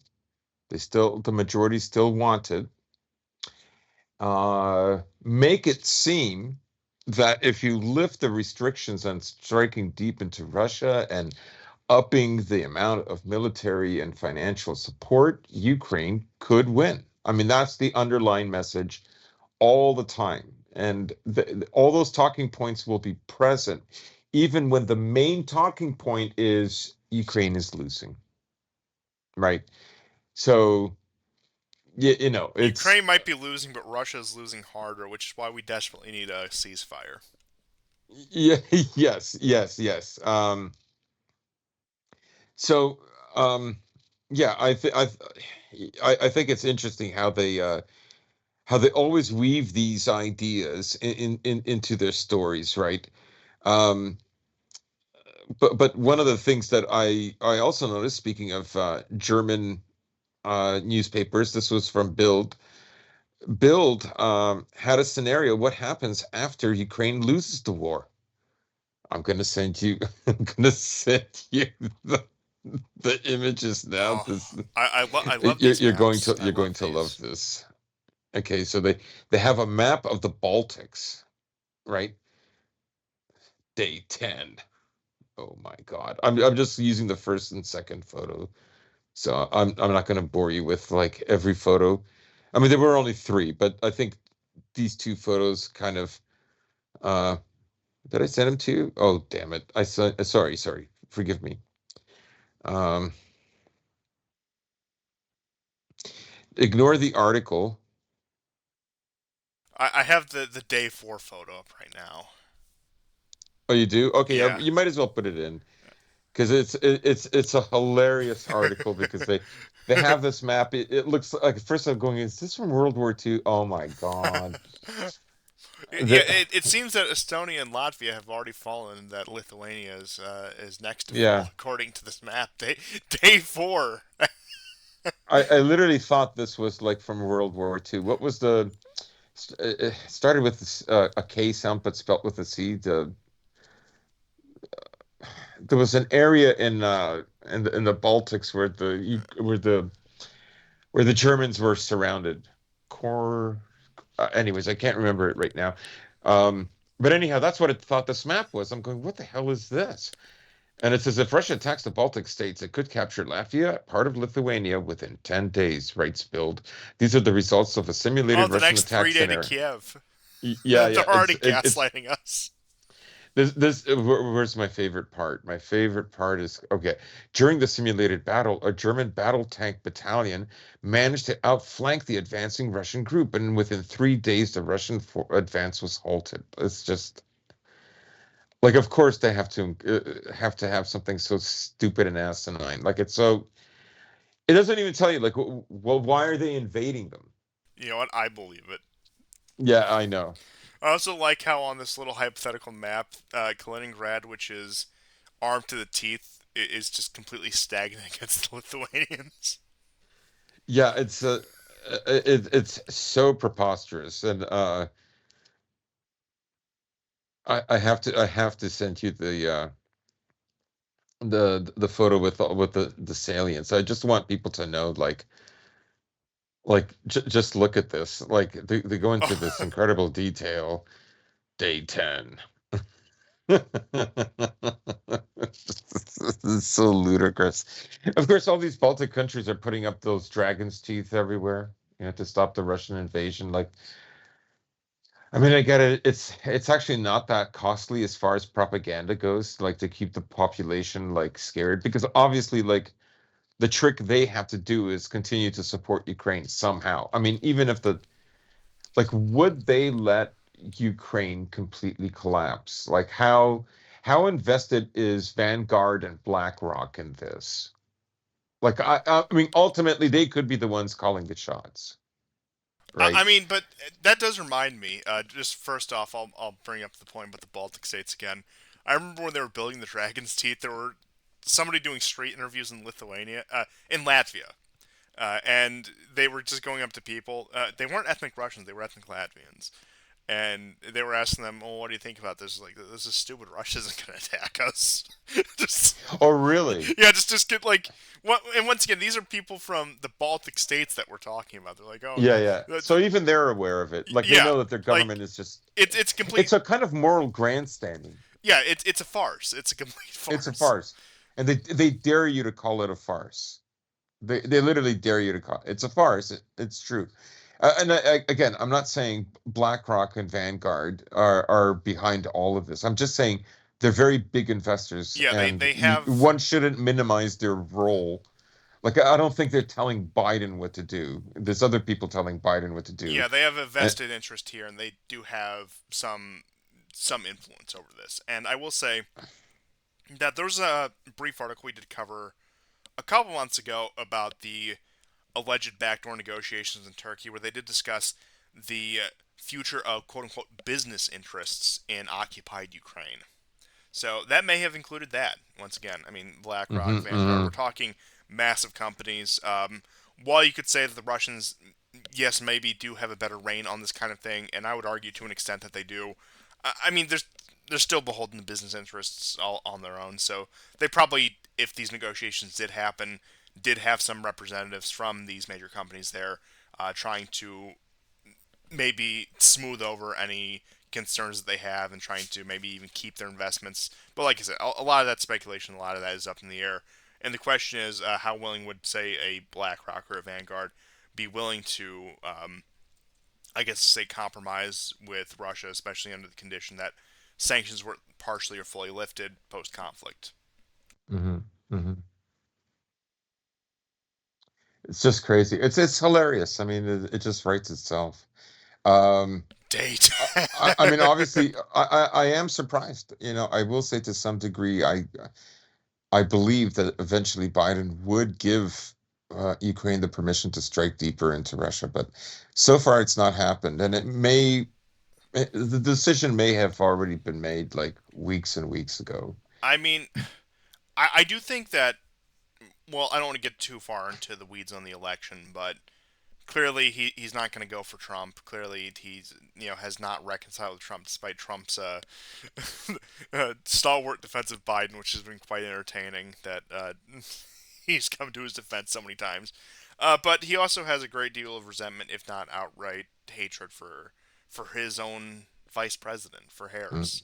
And I could see, regardless of who wins, him greenlighting a bunch of stuff not only on the Ukrainian front but also in the Middle East in order to screw over whoever his successor is. Because, like I said, he doesn't have warm feeling towards either of them. Yeah, I mean, speaking of Trump, Ann Applebaum had a article in the Atlantic, Oh and yes, did you see that? yes I did. Why does Trump sound like Mussolini, Hitler, and Stalin? Like, oh my God! Like, Is Trump an again, Oswald? it's completely farcical. Like,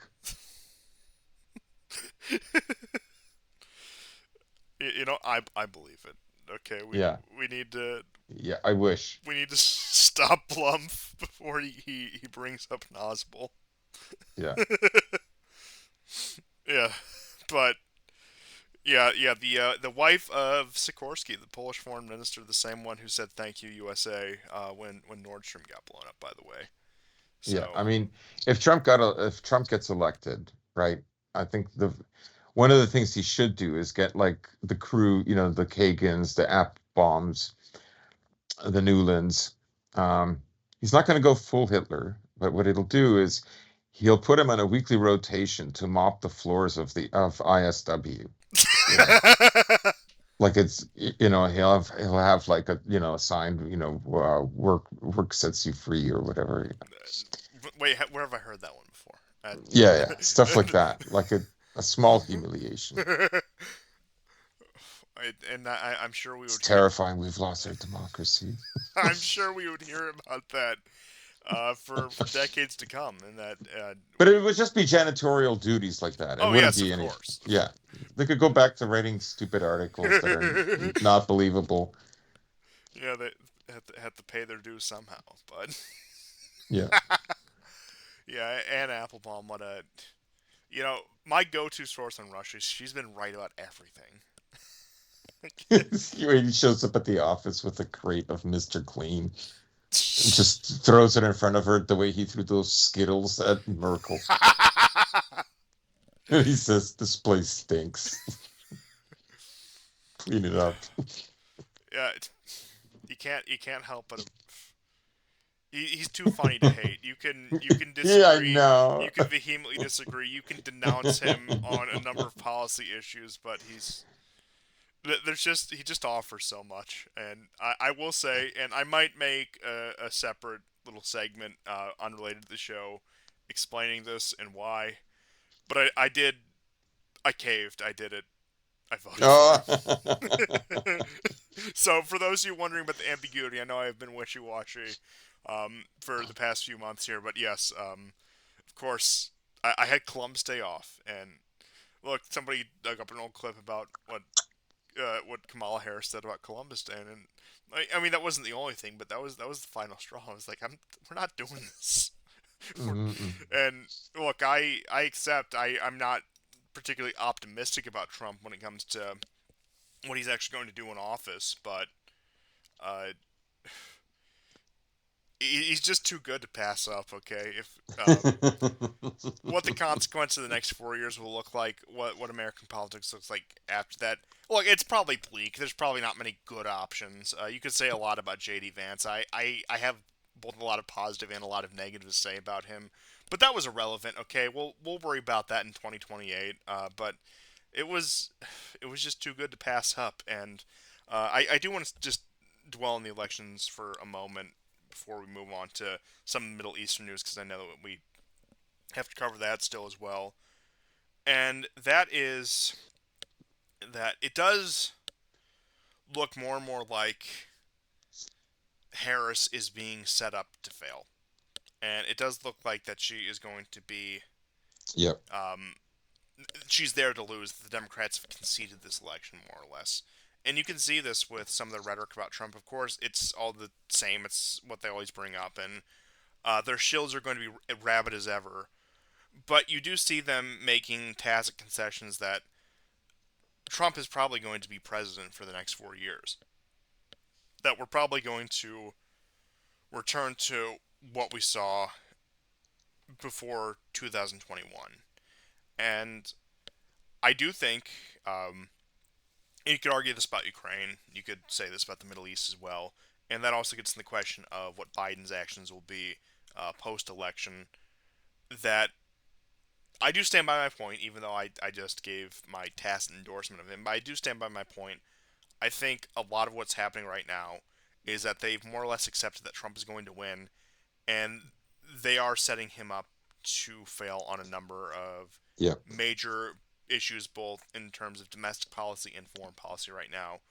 The immigration situation, with the most recent debate about the border bill going back to the beginning of the year, has been ambiguous as it is. When Trump gets in, we probably will see another immigration crisis similar to maybe the one we saw in 2018 with the caravan.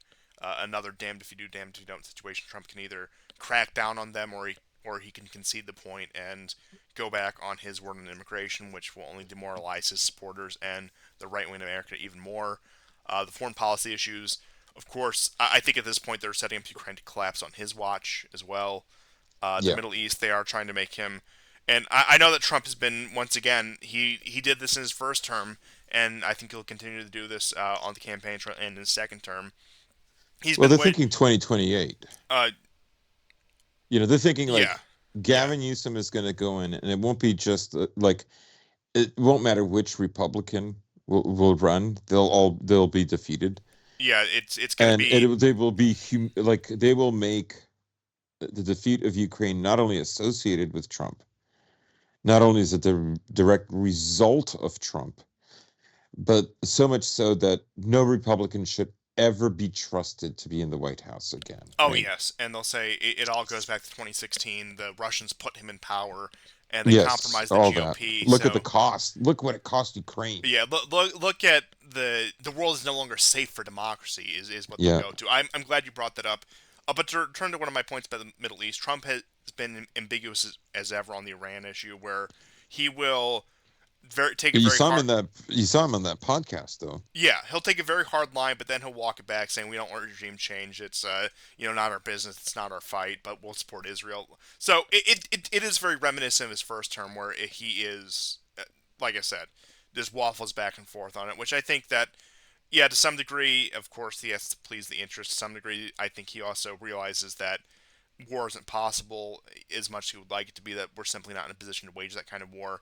So he does, and of course, he does have a certain base to appeal to people who are more nationalistic and sick of the foreign interventions, where he has to keep them in his good graces as well. So, but regardless of what happens in the Middle East, they're setting him up to be the one who has to bear the consequences for that as well. And like I said, going back to 2028, they can set that up. They can bring up the Ukraine issue. No Republican can be trusted on foreign policy. They've been compromised by the Russians. They've made the world less safe for democracy.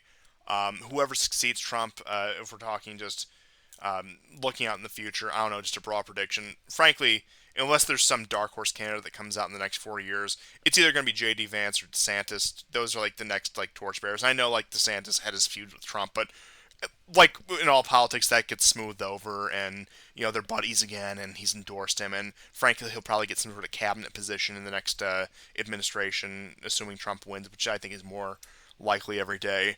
But yeah, they'll have somebody from the quote unquote MAGA wing of the party running against a polished white guy like Newsom, and I don't know, maybe his diversity running mate or whatever they choose to do with it. Because once again, I think that the Democrats have realized if they have a normal white guy who isn't in his 80s, that they're a shoo in, that they can quote unquote put away the woke, that they can do it all behind the scenes, and that he would win over a lot of the moderate voters, maybe even demoralize a lot of the Trump people to stay home in 2028.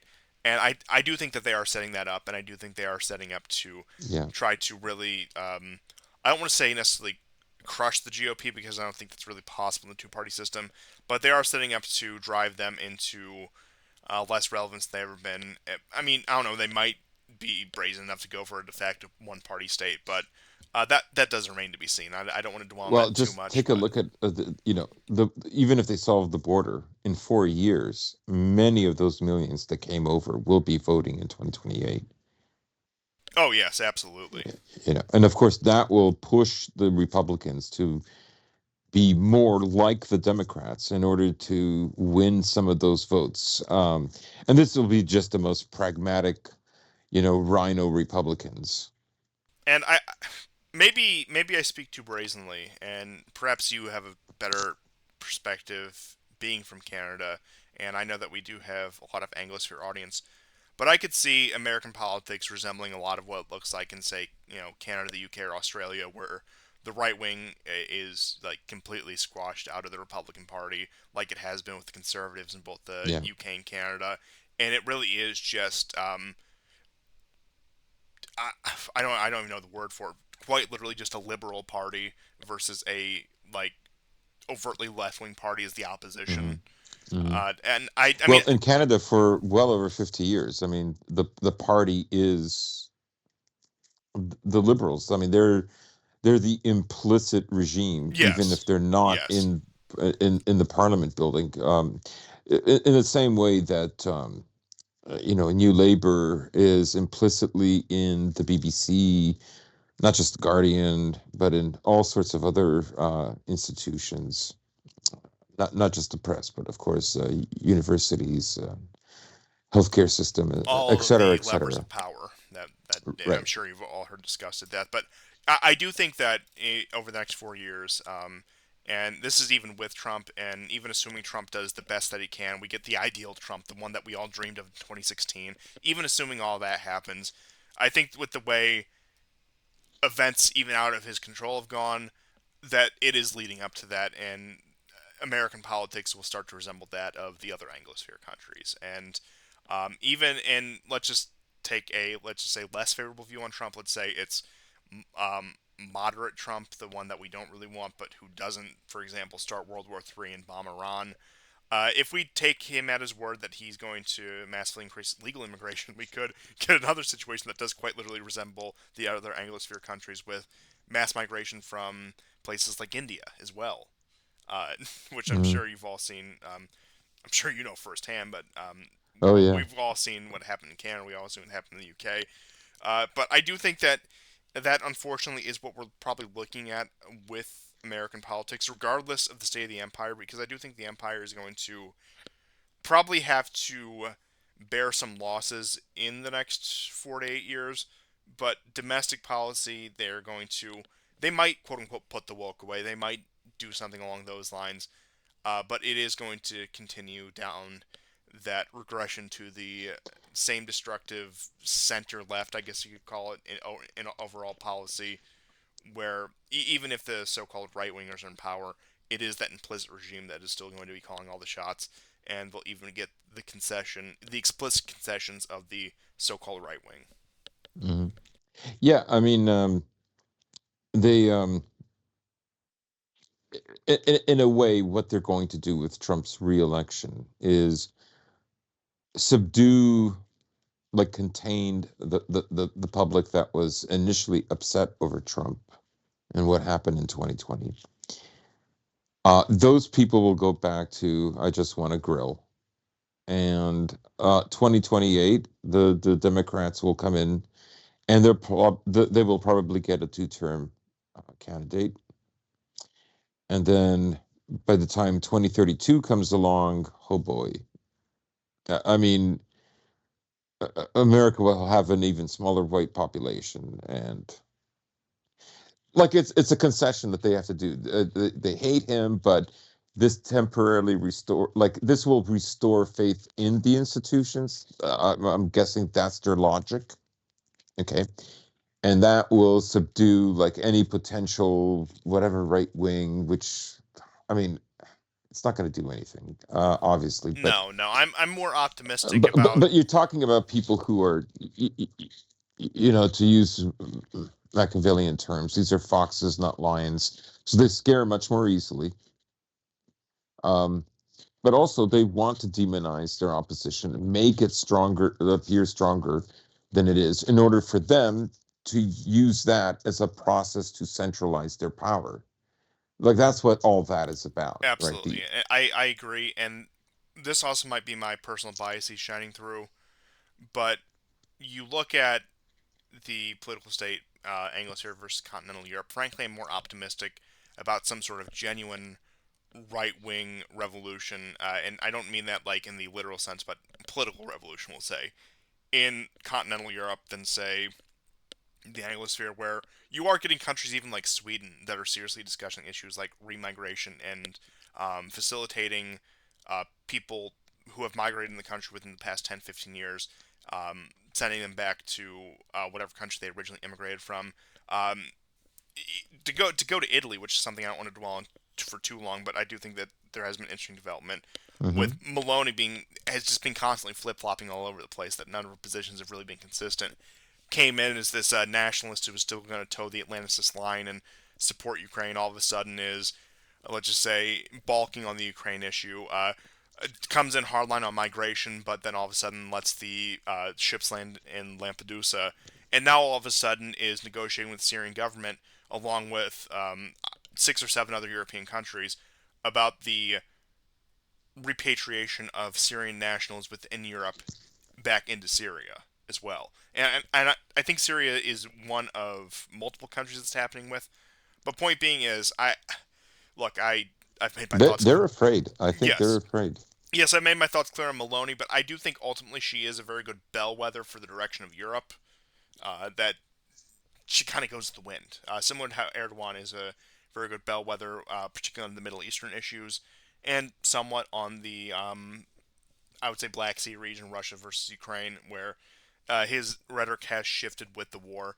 So I do think, but in much the same way, Maloney is like that for continental Europe, where it does show that there's some level of fear that they're going to make some right wing concessions, that they might actually uh, put something of a stop in the migration issue, and whether that includes both illegal and legal migration, that remains to be seen. But it does show that they are willing to make some compromises just for the sake of sheer pragmatism at this time, when you have somebody who is that much of a flip flopper starting to echo positions that right wing populist parties have been saying since 2018, 2019. I mean, it could be that. I mean, I don't. It's hard to say exactly what is going on, but it is, I think, unprecedented to even have leaders in the EU, like, let's say in this case, Maloney talking about repatriation of ostensibly, I mean, what she's talking about are Arab Muslims going back to Syria, right? Um, Now that could be something cynical, like if they go back, maybe there's a chance they'll overthrow Assad, or But also at the same uh, time, signing on to the arms embargo for Israel as well. So that yeah, they're, yes, and like I yes, said, that's this isn't me like shilling for Maloney. I think I've made my thoughts no, well no, clear about that. And I don't think, no, you're certainly not accusing me of that. But just to make that crystal clear for our audience, once again, the winds are shifting something in continental Europe that I think that is really, just given current political conditions, impossible in the Anglosphere. yeah. I mean, if you've watched the progress of the AfD in Germany, um, there, and it's not just Germany, but it's other countries as well, but particularly in Germany, right?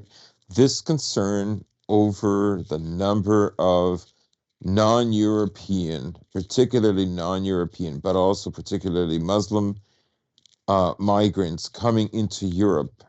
Um, this issue is not being talked about the way it was 9 years ago in 2015, when those 9 years around this time is when those waves of millions of them were coming into Europe, right?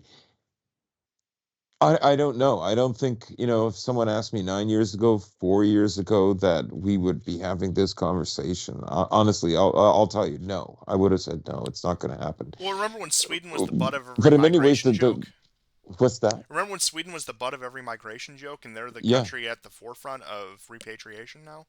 yeah, of course. And so I'm glad you brought that up. I totally forgot about Sweden, but yeah, they are one of them. So like I think the real reason, the real catalyst for this is a bellwether for a very bad economy Oh, absolutely. They do not they cannot tolerate the demographic instability combined with with an supporting Ukraine. yes, combined with an economic downturn. And also And speaking of demographics, you have tens of millions of Ukrainians all across Europe now. And yeah, to return to say Poland under Donald Tusk's government, once again we're talking one of the chief bureaucrats, and I know this ties back into the Russia issue.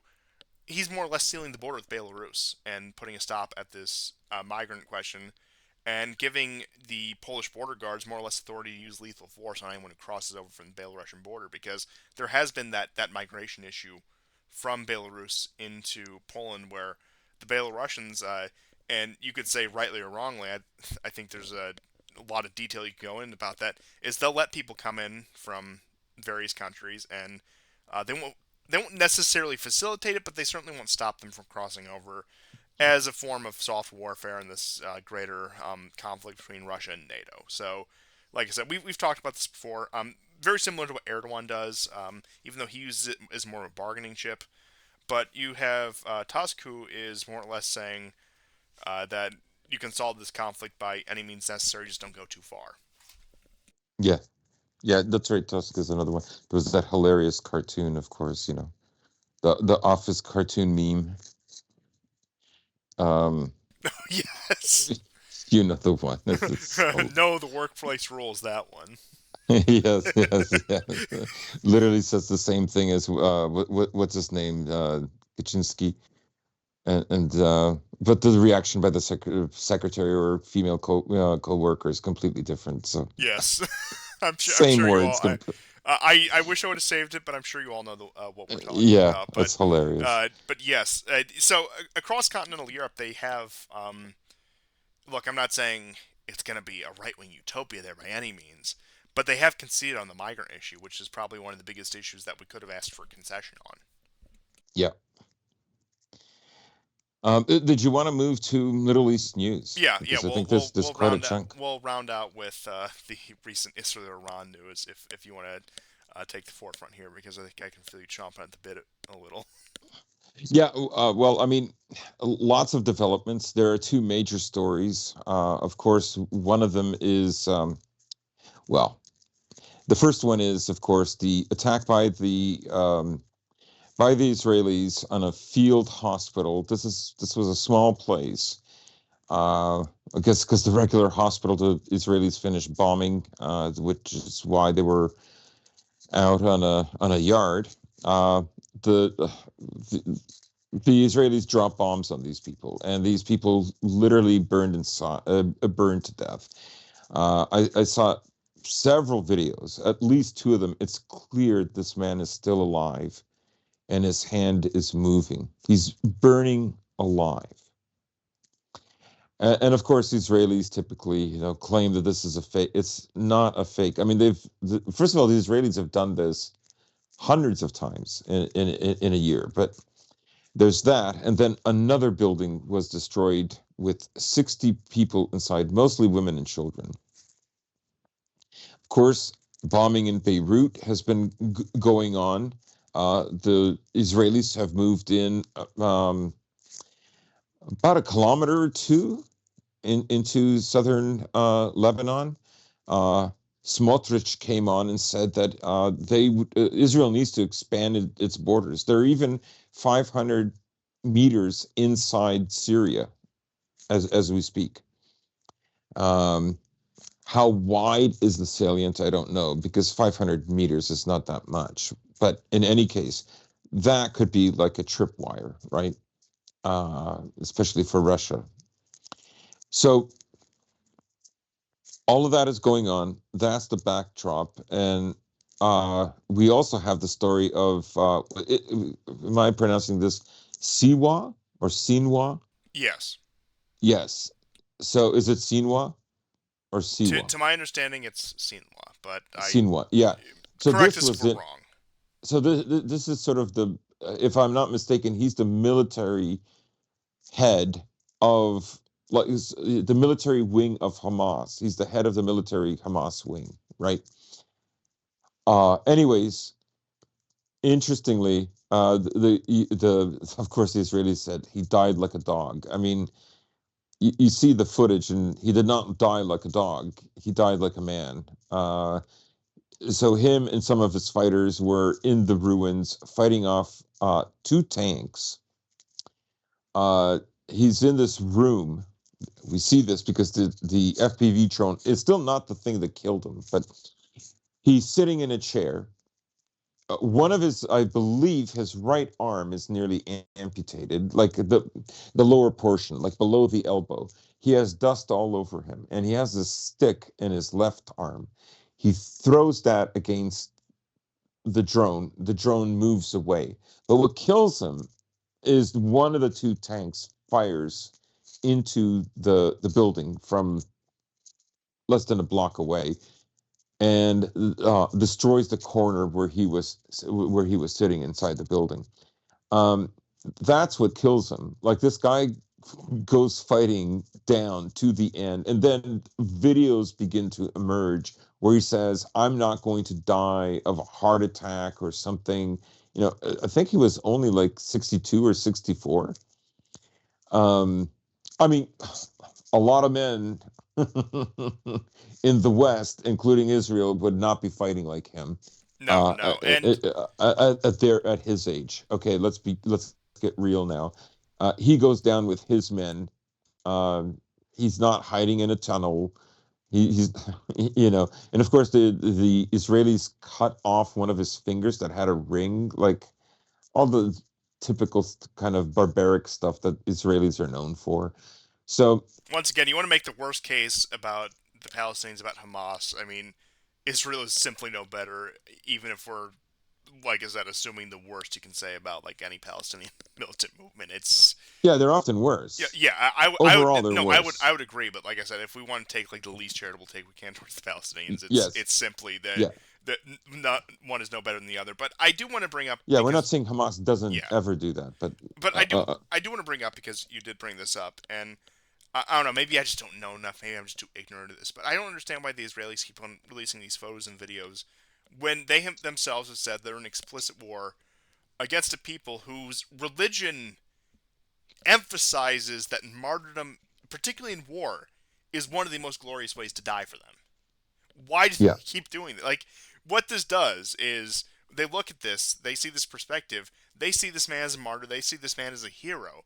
Because when you look at the tenets of Islam, over the years, especially, let's just say the more recent waves of Islamic revival, particularly political Islamic revival, that martyrdom in war is one of the best things, if not the best thing, that can happen to a man.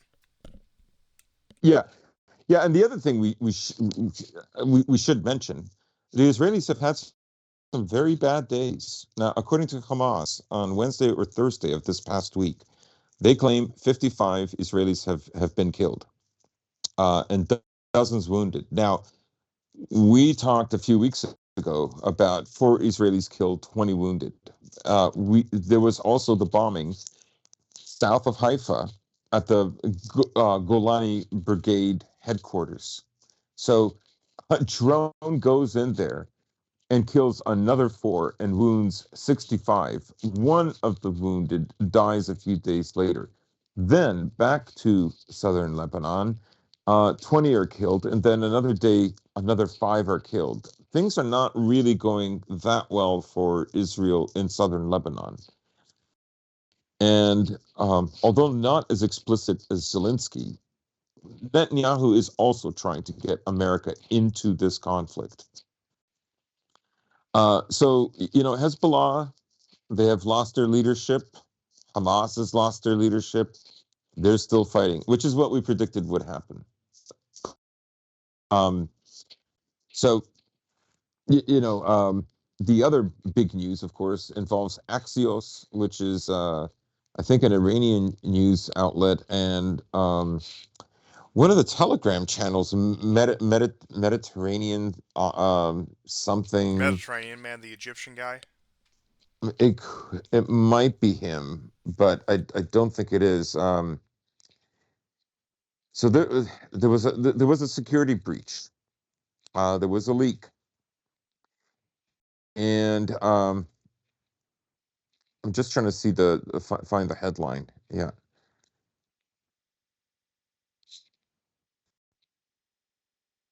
Yes, it is Middle East Spectator. So the Jerusalem Post. I mean, there's been other publications, but I'll just read you the Jerusalem Post. In fact, you know what? I'm going to send you this photo. You can put it up. U.S. intelligence documents outlining Israel's potential attack plan on Iran leaked.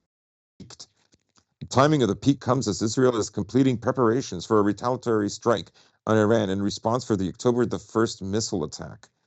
The leak occurred on Friday when the Middle East Spectator Telegram channel claimed it had received documents about Israel's strike preparations from a source within U.S. intelligence community. This Telegram channel is known for publishing pro-Iranian propaganda, and its associated Twitter account states that its operators are based in Iran. Uh, and then Emily Schreider, as if Israel posted on Twitter, as if Israel needed any more reason not to trust Biden's admin. Look, I'm sorry, bitch, but you're not entitled to everything. You might think you Brandon are. Brandon has done more for Israel than any other president, including Donald Trump. Okay, that's Yeah. just an objective fact. You look at the aid packages, you look at everything that's happened. At no point has Brandon demanded Israel acquiesce on anything. They just said, "Please don't bomb the world's most one of the world's most vital oil supplies right before an election." That's been the only demand that he's had. Once again, arms shipments, denouncement of Hamas, standing for a one-state solution, vetoing resolutions of the UN. He has given Israel everything it wanted, but it's Mm-hmm. just simply not enough. Yeah, the admin from Literally Spectator said, I didn't even know this was real. No, I don't know if he's just pulling their leg or not, but that is hilarious that happened. So, I mean, who could have done this leak? I mean, obviously there's people in the Pentagon that think like what Israel is doing is, um, I don't mean about being cruel to the Palestinians. No, I mean, it's much more cynical and pragmatic than that. They don't want they don't want to open up another war with a Middle Eastern country, in this case, Iran. No, absolutely not. It's the last thing they want to do. Yeah, and nor do I think this is something like the Israelis did because they secretly want to stop. I don't think so. I think now more and more, and actually, I saw a program again this past week with Colonel McGregor. Um, he said um, he finally came out and said it. He says, I'm beginning to think that Netanyahu allowed October 7th to either happen or happen on such a grand scale intentionally to give him the casus belli and the political leverage that he needed for what he's doing now. It's not unheard of. You look at the history of Israeli intelligence operation. Um, I believe it was the Yunnan plan, that's the one where they staged false flags across Middle Eastern countries in order to encourage emigration of the diaspora populations to Israel. The Yunnan plan might be one of the other ones, but I know that it was in the 50s, and it was actually in Egypt where the U.S. Embassy caught Israeli agents attempting to attack the embassy in Egypt. That foiled that plan. So, like I said, I believe that was the Yunnan plan. I might be mixing up the names of that one. So this isn't unheard of. And going back to the question of October 7th, whether it was allowed to happen or not, once again, it's one of those things that's an indictment on Israel no matter how you cut it. Either Israeli intelligence and Israeli military was not prepared to deal with the situation, that it somehow slipped past them, or worse yet, it was something that they allowed to happen, or allowed to happen at such a scale because they wanted to escalate this. And Hmm. look, I know McGregor has a track record of bold predictions, particularly on Ukraine, but overall, I like his analysis. It's very good. He knows what he's talking about, particularly on European issues and to a lesser extent on Middle Eastern issues. So, like, if you put aside some of his more, let's just say, bold claims about particular predictions about how a conflict is going to go down to the detail, his analysis on the big pictures, in my opinion, pretty good. So I do have to say that uh, while it's something I may have dismissed beforehand, the idea that this was tacitly supported by Netanyahu, who, as we know, has worked behind the scenes with Hamas before in order to once again justify his own power, in order to give him more justification to push the Israeli state to the boundaries that he wants it to. This isn't unheard of that he let something like this slip past, or if not him, somebody in his cabinet, somebody in the IDF, somebody in the Mossad, that somebody, point being, within the Israeli government was willing to allow this to happen. And you also look at the Israeli response to October 7th. You think back to the helicopter attacks on Israeli survivors of the attack as well, and the Hannibal Directive, the hostages that Hmm. at this point, uh, At least 200, at least 200 Israelis were killed by the IDF. yes, and that's, I mean, who knows what the actual number is, but yes, it is at least 200. Yeah, yeah, And in terms of the hostages that have been in Hamas captivity for the past year, how many of them are still alive? Number one, and if they have been casualties, how many were at the hands of Hamas versus how many were at the hands of their own co-ethnics is another question yeah. altogether. And you got to hand it to the guys at uh you know, Mate and oh,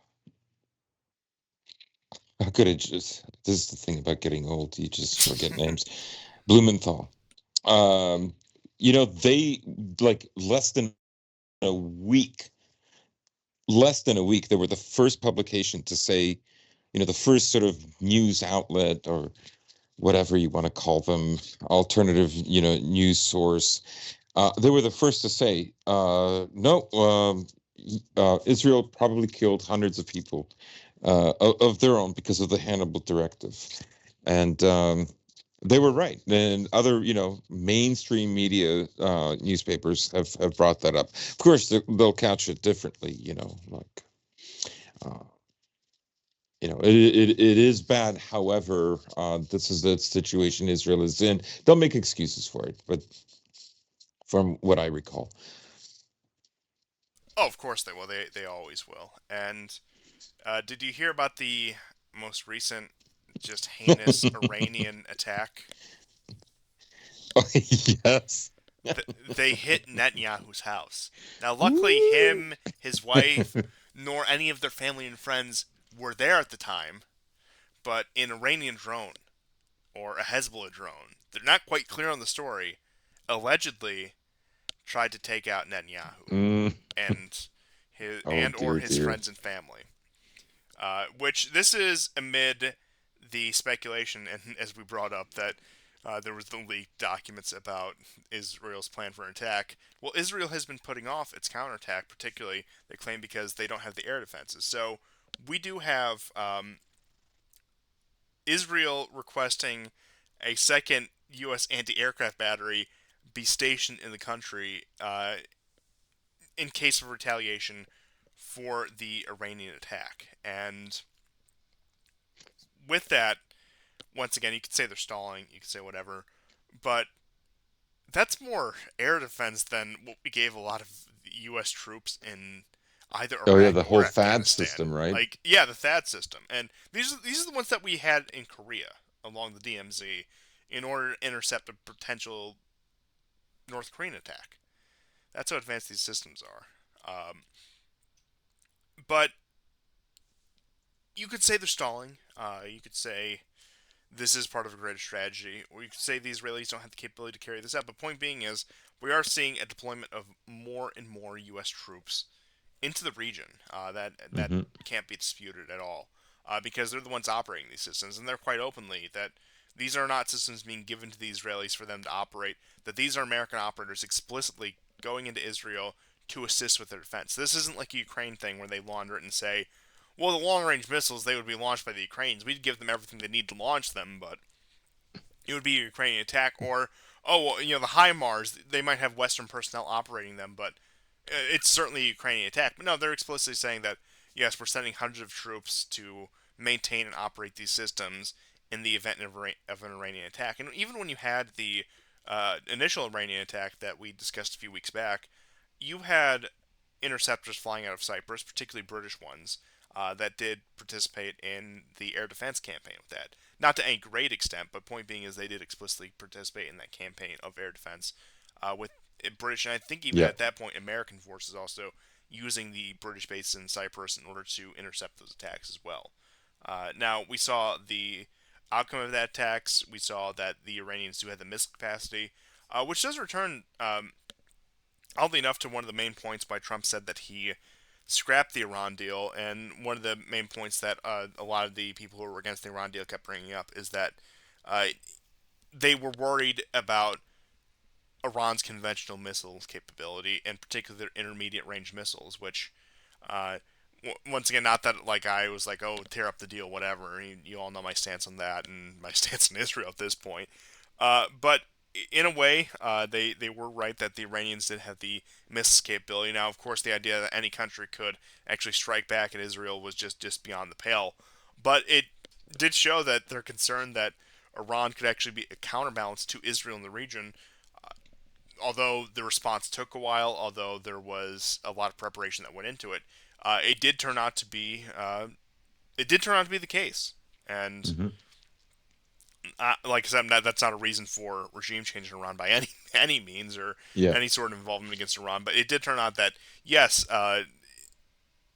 what they did say was right, and that uh, it wasn't just Israeli kvetching; that they did actually have cause for concern that uh, they might not be hegemonic in the region. That despite their subjugation of Jordan and Egypt, and despite their fueling of the fire of civil wars in places like Lebanon and Syria, that there still were rivals capable of challenging them. And now, even with the diplomatic efforts, the so-called Abraham Accords, who could forget about the Abraham Accords, those fell apart. That Saudi Arabia has its one foot in one camp and one foot in the other, just waiting to see the best outcome from this. A lot of the Gulf states, Saudi Arabia included, said that for any potential strike against the Iranians, either by the U.S. or Israel, they weren't going to allow their airspace or territory to be used in those attacks. Now, we could just see a brazen violation of that, but particularly if we were going to see Western forces, they would probably station themselves in somewhere in the Gulf states and launch their attacks from there. Qatar comes to mind, which Qatar, decent relationship with the Iranians, and also one of the main state sponsors of Hamas. Hamas leadership was in Qatar for a while. I think they large amount of them might still be. That's when because Haniyeh traveled from Qatar to Tehran for the inauguration of Pezeshkian, which led to the assassination. But point being is the vectors for any sort of counterstrike, whether Israel does on their own or involving the U.S. and or Western powers, it just simply isn't there.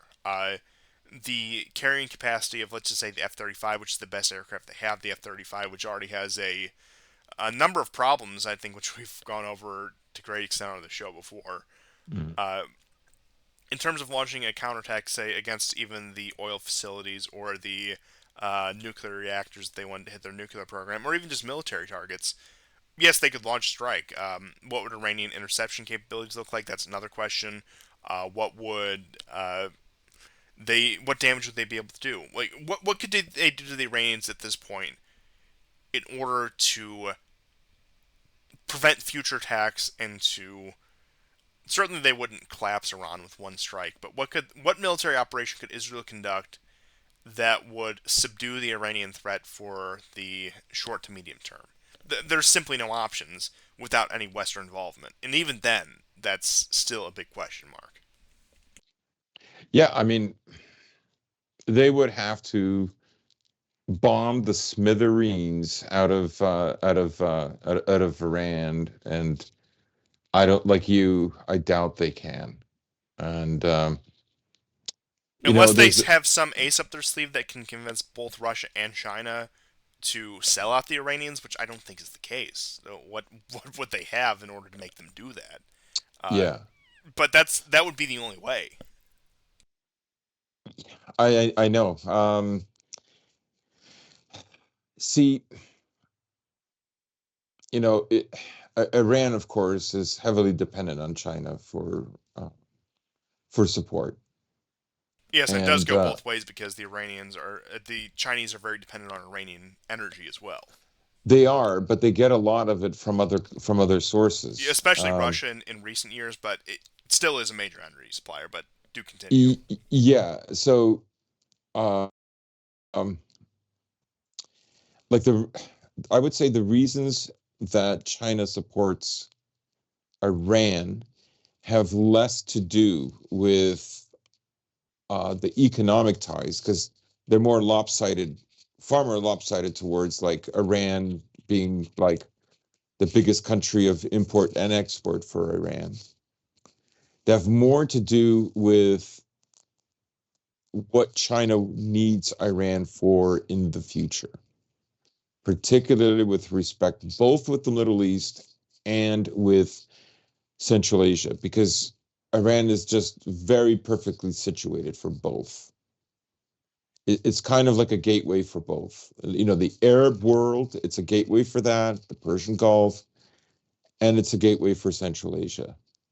And that actually leads me into one of the other stories I wanted to cover when it came to the question about Taiwan and the Chinese naval exercises, where there is that question. But before I get into that, you do see, of course, with the One Belt One Road, that China is building land-based trade routes throughout the world, whether that be through Russia, through the Middle East, through Central Asia, that has been their push, and they have been hedging for the possibility that eventually they will get into, if not outright conflict, some sort of naval standoff with the United States. Which, look, the Chinese have a decent navy, but uh, at least compared to its current state, it's not going to be able to go toe to toe with the American Navy at this point. We could see what their anti-ship missiles Mm-hmm. end up looking like in, say, 10 to 15 years, but that's too far to speculate in the future for my taste. But they have, as they traditionally have for thousands of years, quite literally, are investing in massive land trade routes in which the Iranians are vital. You look at the route of the Silk Road going all the way back to antiquity. Persia was one of the key stops on it, and I think it will continue to be. And that is, I mean, that's just been the general Chinese strategy for the past decade at least now. And at one point, Israel was actually tied into it, and you had China leasing ports in Haifa. But I mean, they might still have those leases. They might still have those strong economic ties with Israel. But point being is, the situation politically, geopolitically, has intensified so much where those economic ties aren't going to stand the scrutiny. And you want to talk about Mediterranean ports, you have Syria right there, right to the north. And of course, China has also been a big investor in the reconstruction of Syria since the civil war at least calmed down.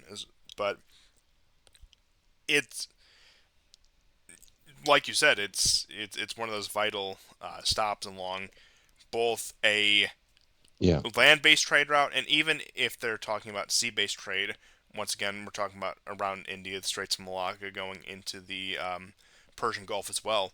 Of course, that coastline is more than valuable because the Chinese also have very robust economic relations with the Gulf states over the past 10, 15 years as well.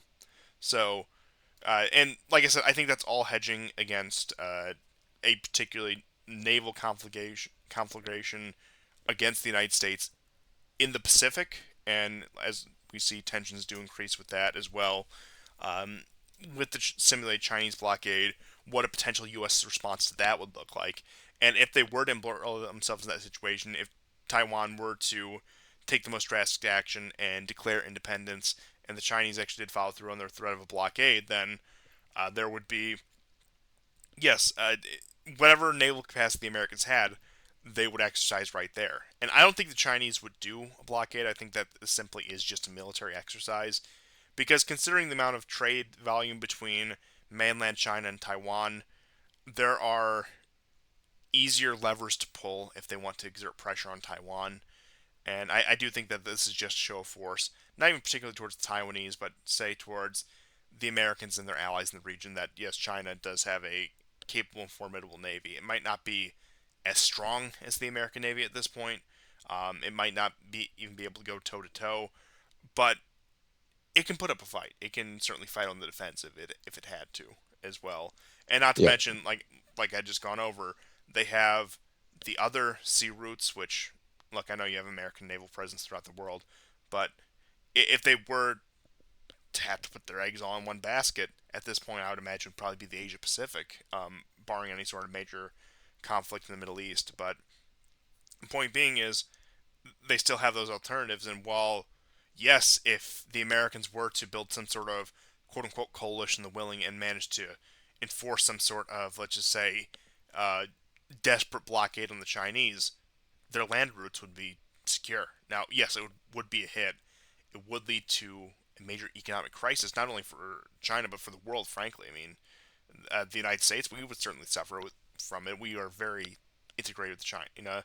Australia, even more so, yeah, would suffer. biggest trade Yeah, partner. Like, but ironically enough, unless they could pressure the Europeans to go along with some sort of harebrained sanctions, which they might be able to, Europe would actually not be affected by that because you look at once again you look at the trade routes, even by sea, the ones that go through the Red Sea, Chinese vessels can still get past the Houthis. The Houthis let the Chinese vessels through, or even on some I don't know maybe longer term scenario where uh, economic relations, at least between continental Europe and Russia, improve, you still have those trade routes as well. So I think we finally found the one thing, barring European initiative or Washington's pressure on Europe, where the Europeans just wouldn't be inherently screwed by a geopolitical crisis. yeah, It's the first one we've found in years. And I don't know. You really got to be sort of impressed by that, but that's really all I had on that point. yeah. I mean, I tend to agree with you. I think the way the Chinese look at this is this is what we can do to you, and we will if you push us.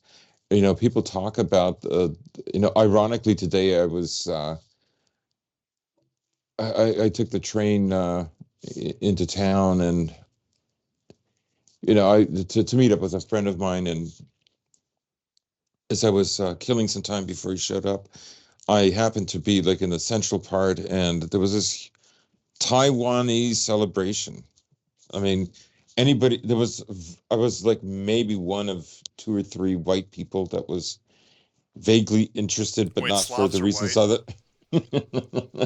I guess what I'm saying is this, like, yes, the Chinese are very risk adverse, and so are the Taiwanese. because Uh, they're all Han Chinese themselves, but that's aside. yeah, like I think sometimes we forget that. It would literally be America's decision. It would be, in a way, it would be America's decision, in the same way that maybe a war in the Middle East, especially after these leaks, can be a thorny issue that can bifurcate the indestructible bond between Israeli Jews and America, right? Whereas I think China is strictly like, oh, I mean, of course, there's going to be interest from that from the tribe. What they want there, I'm not sure, but I would say that it would be America's initiative to do that. And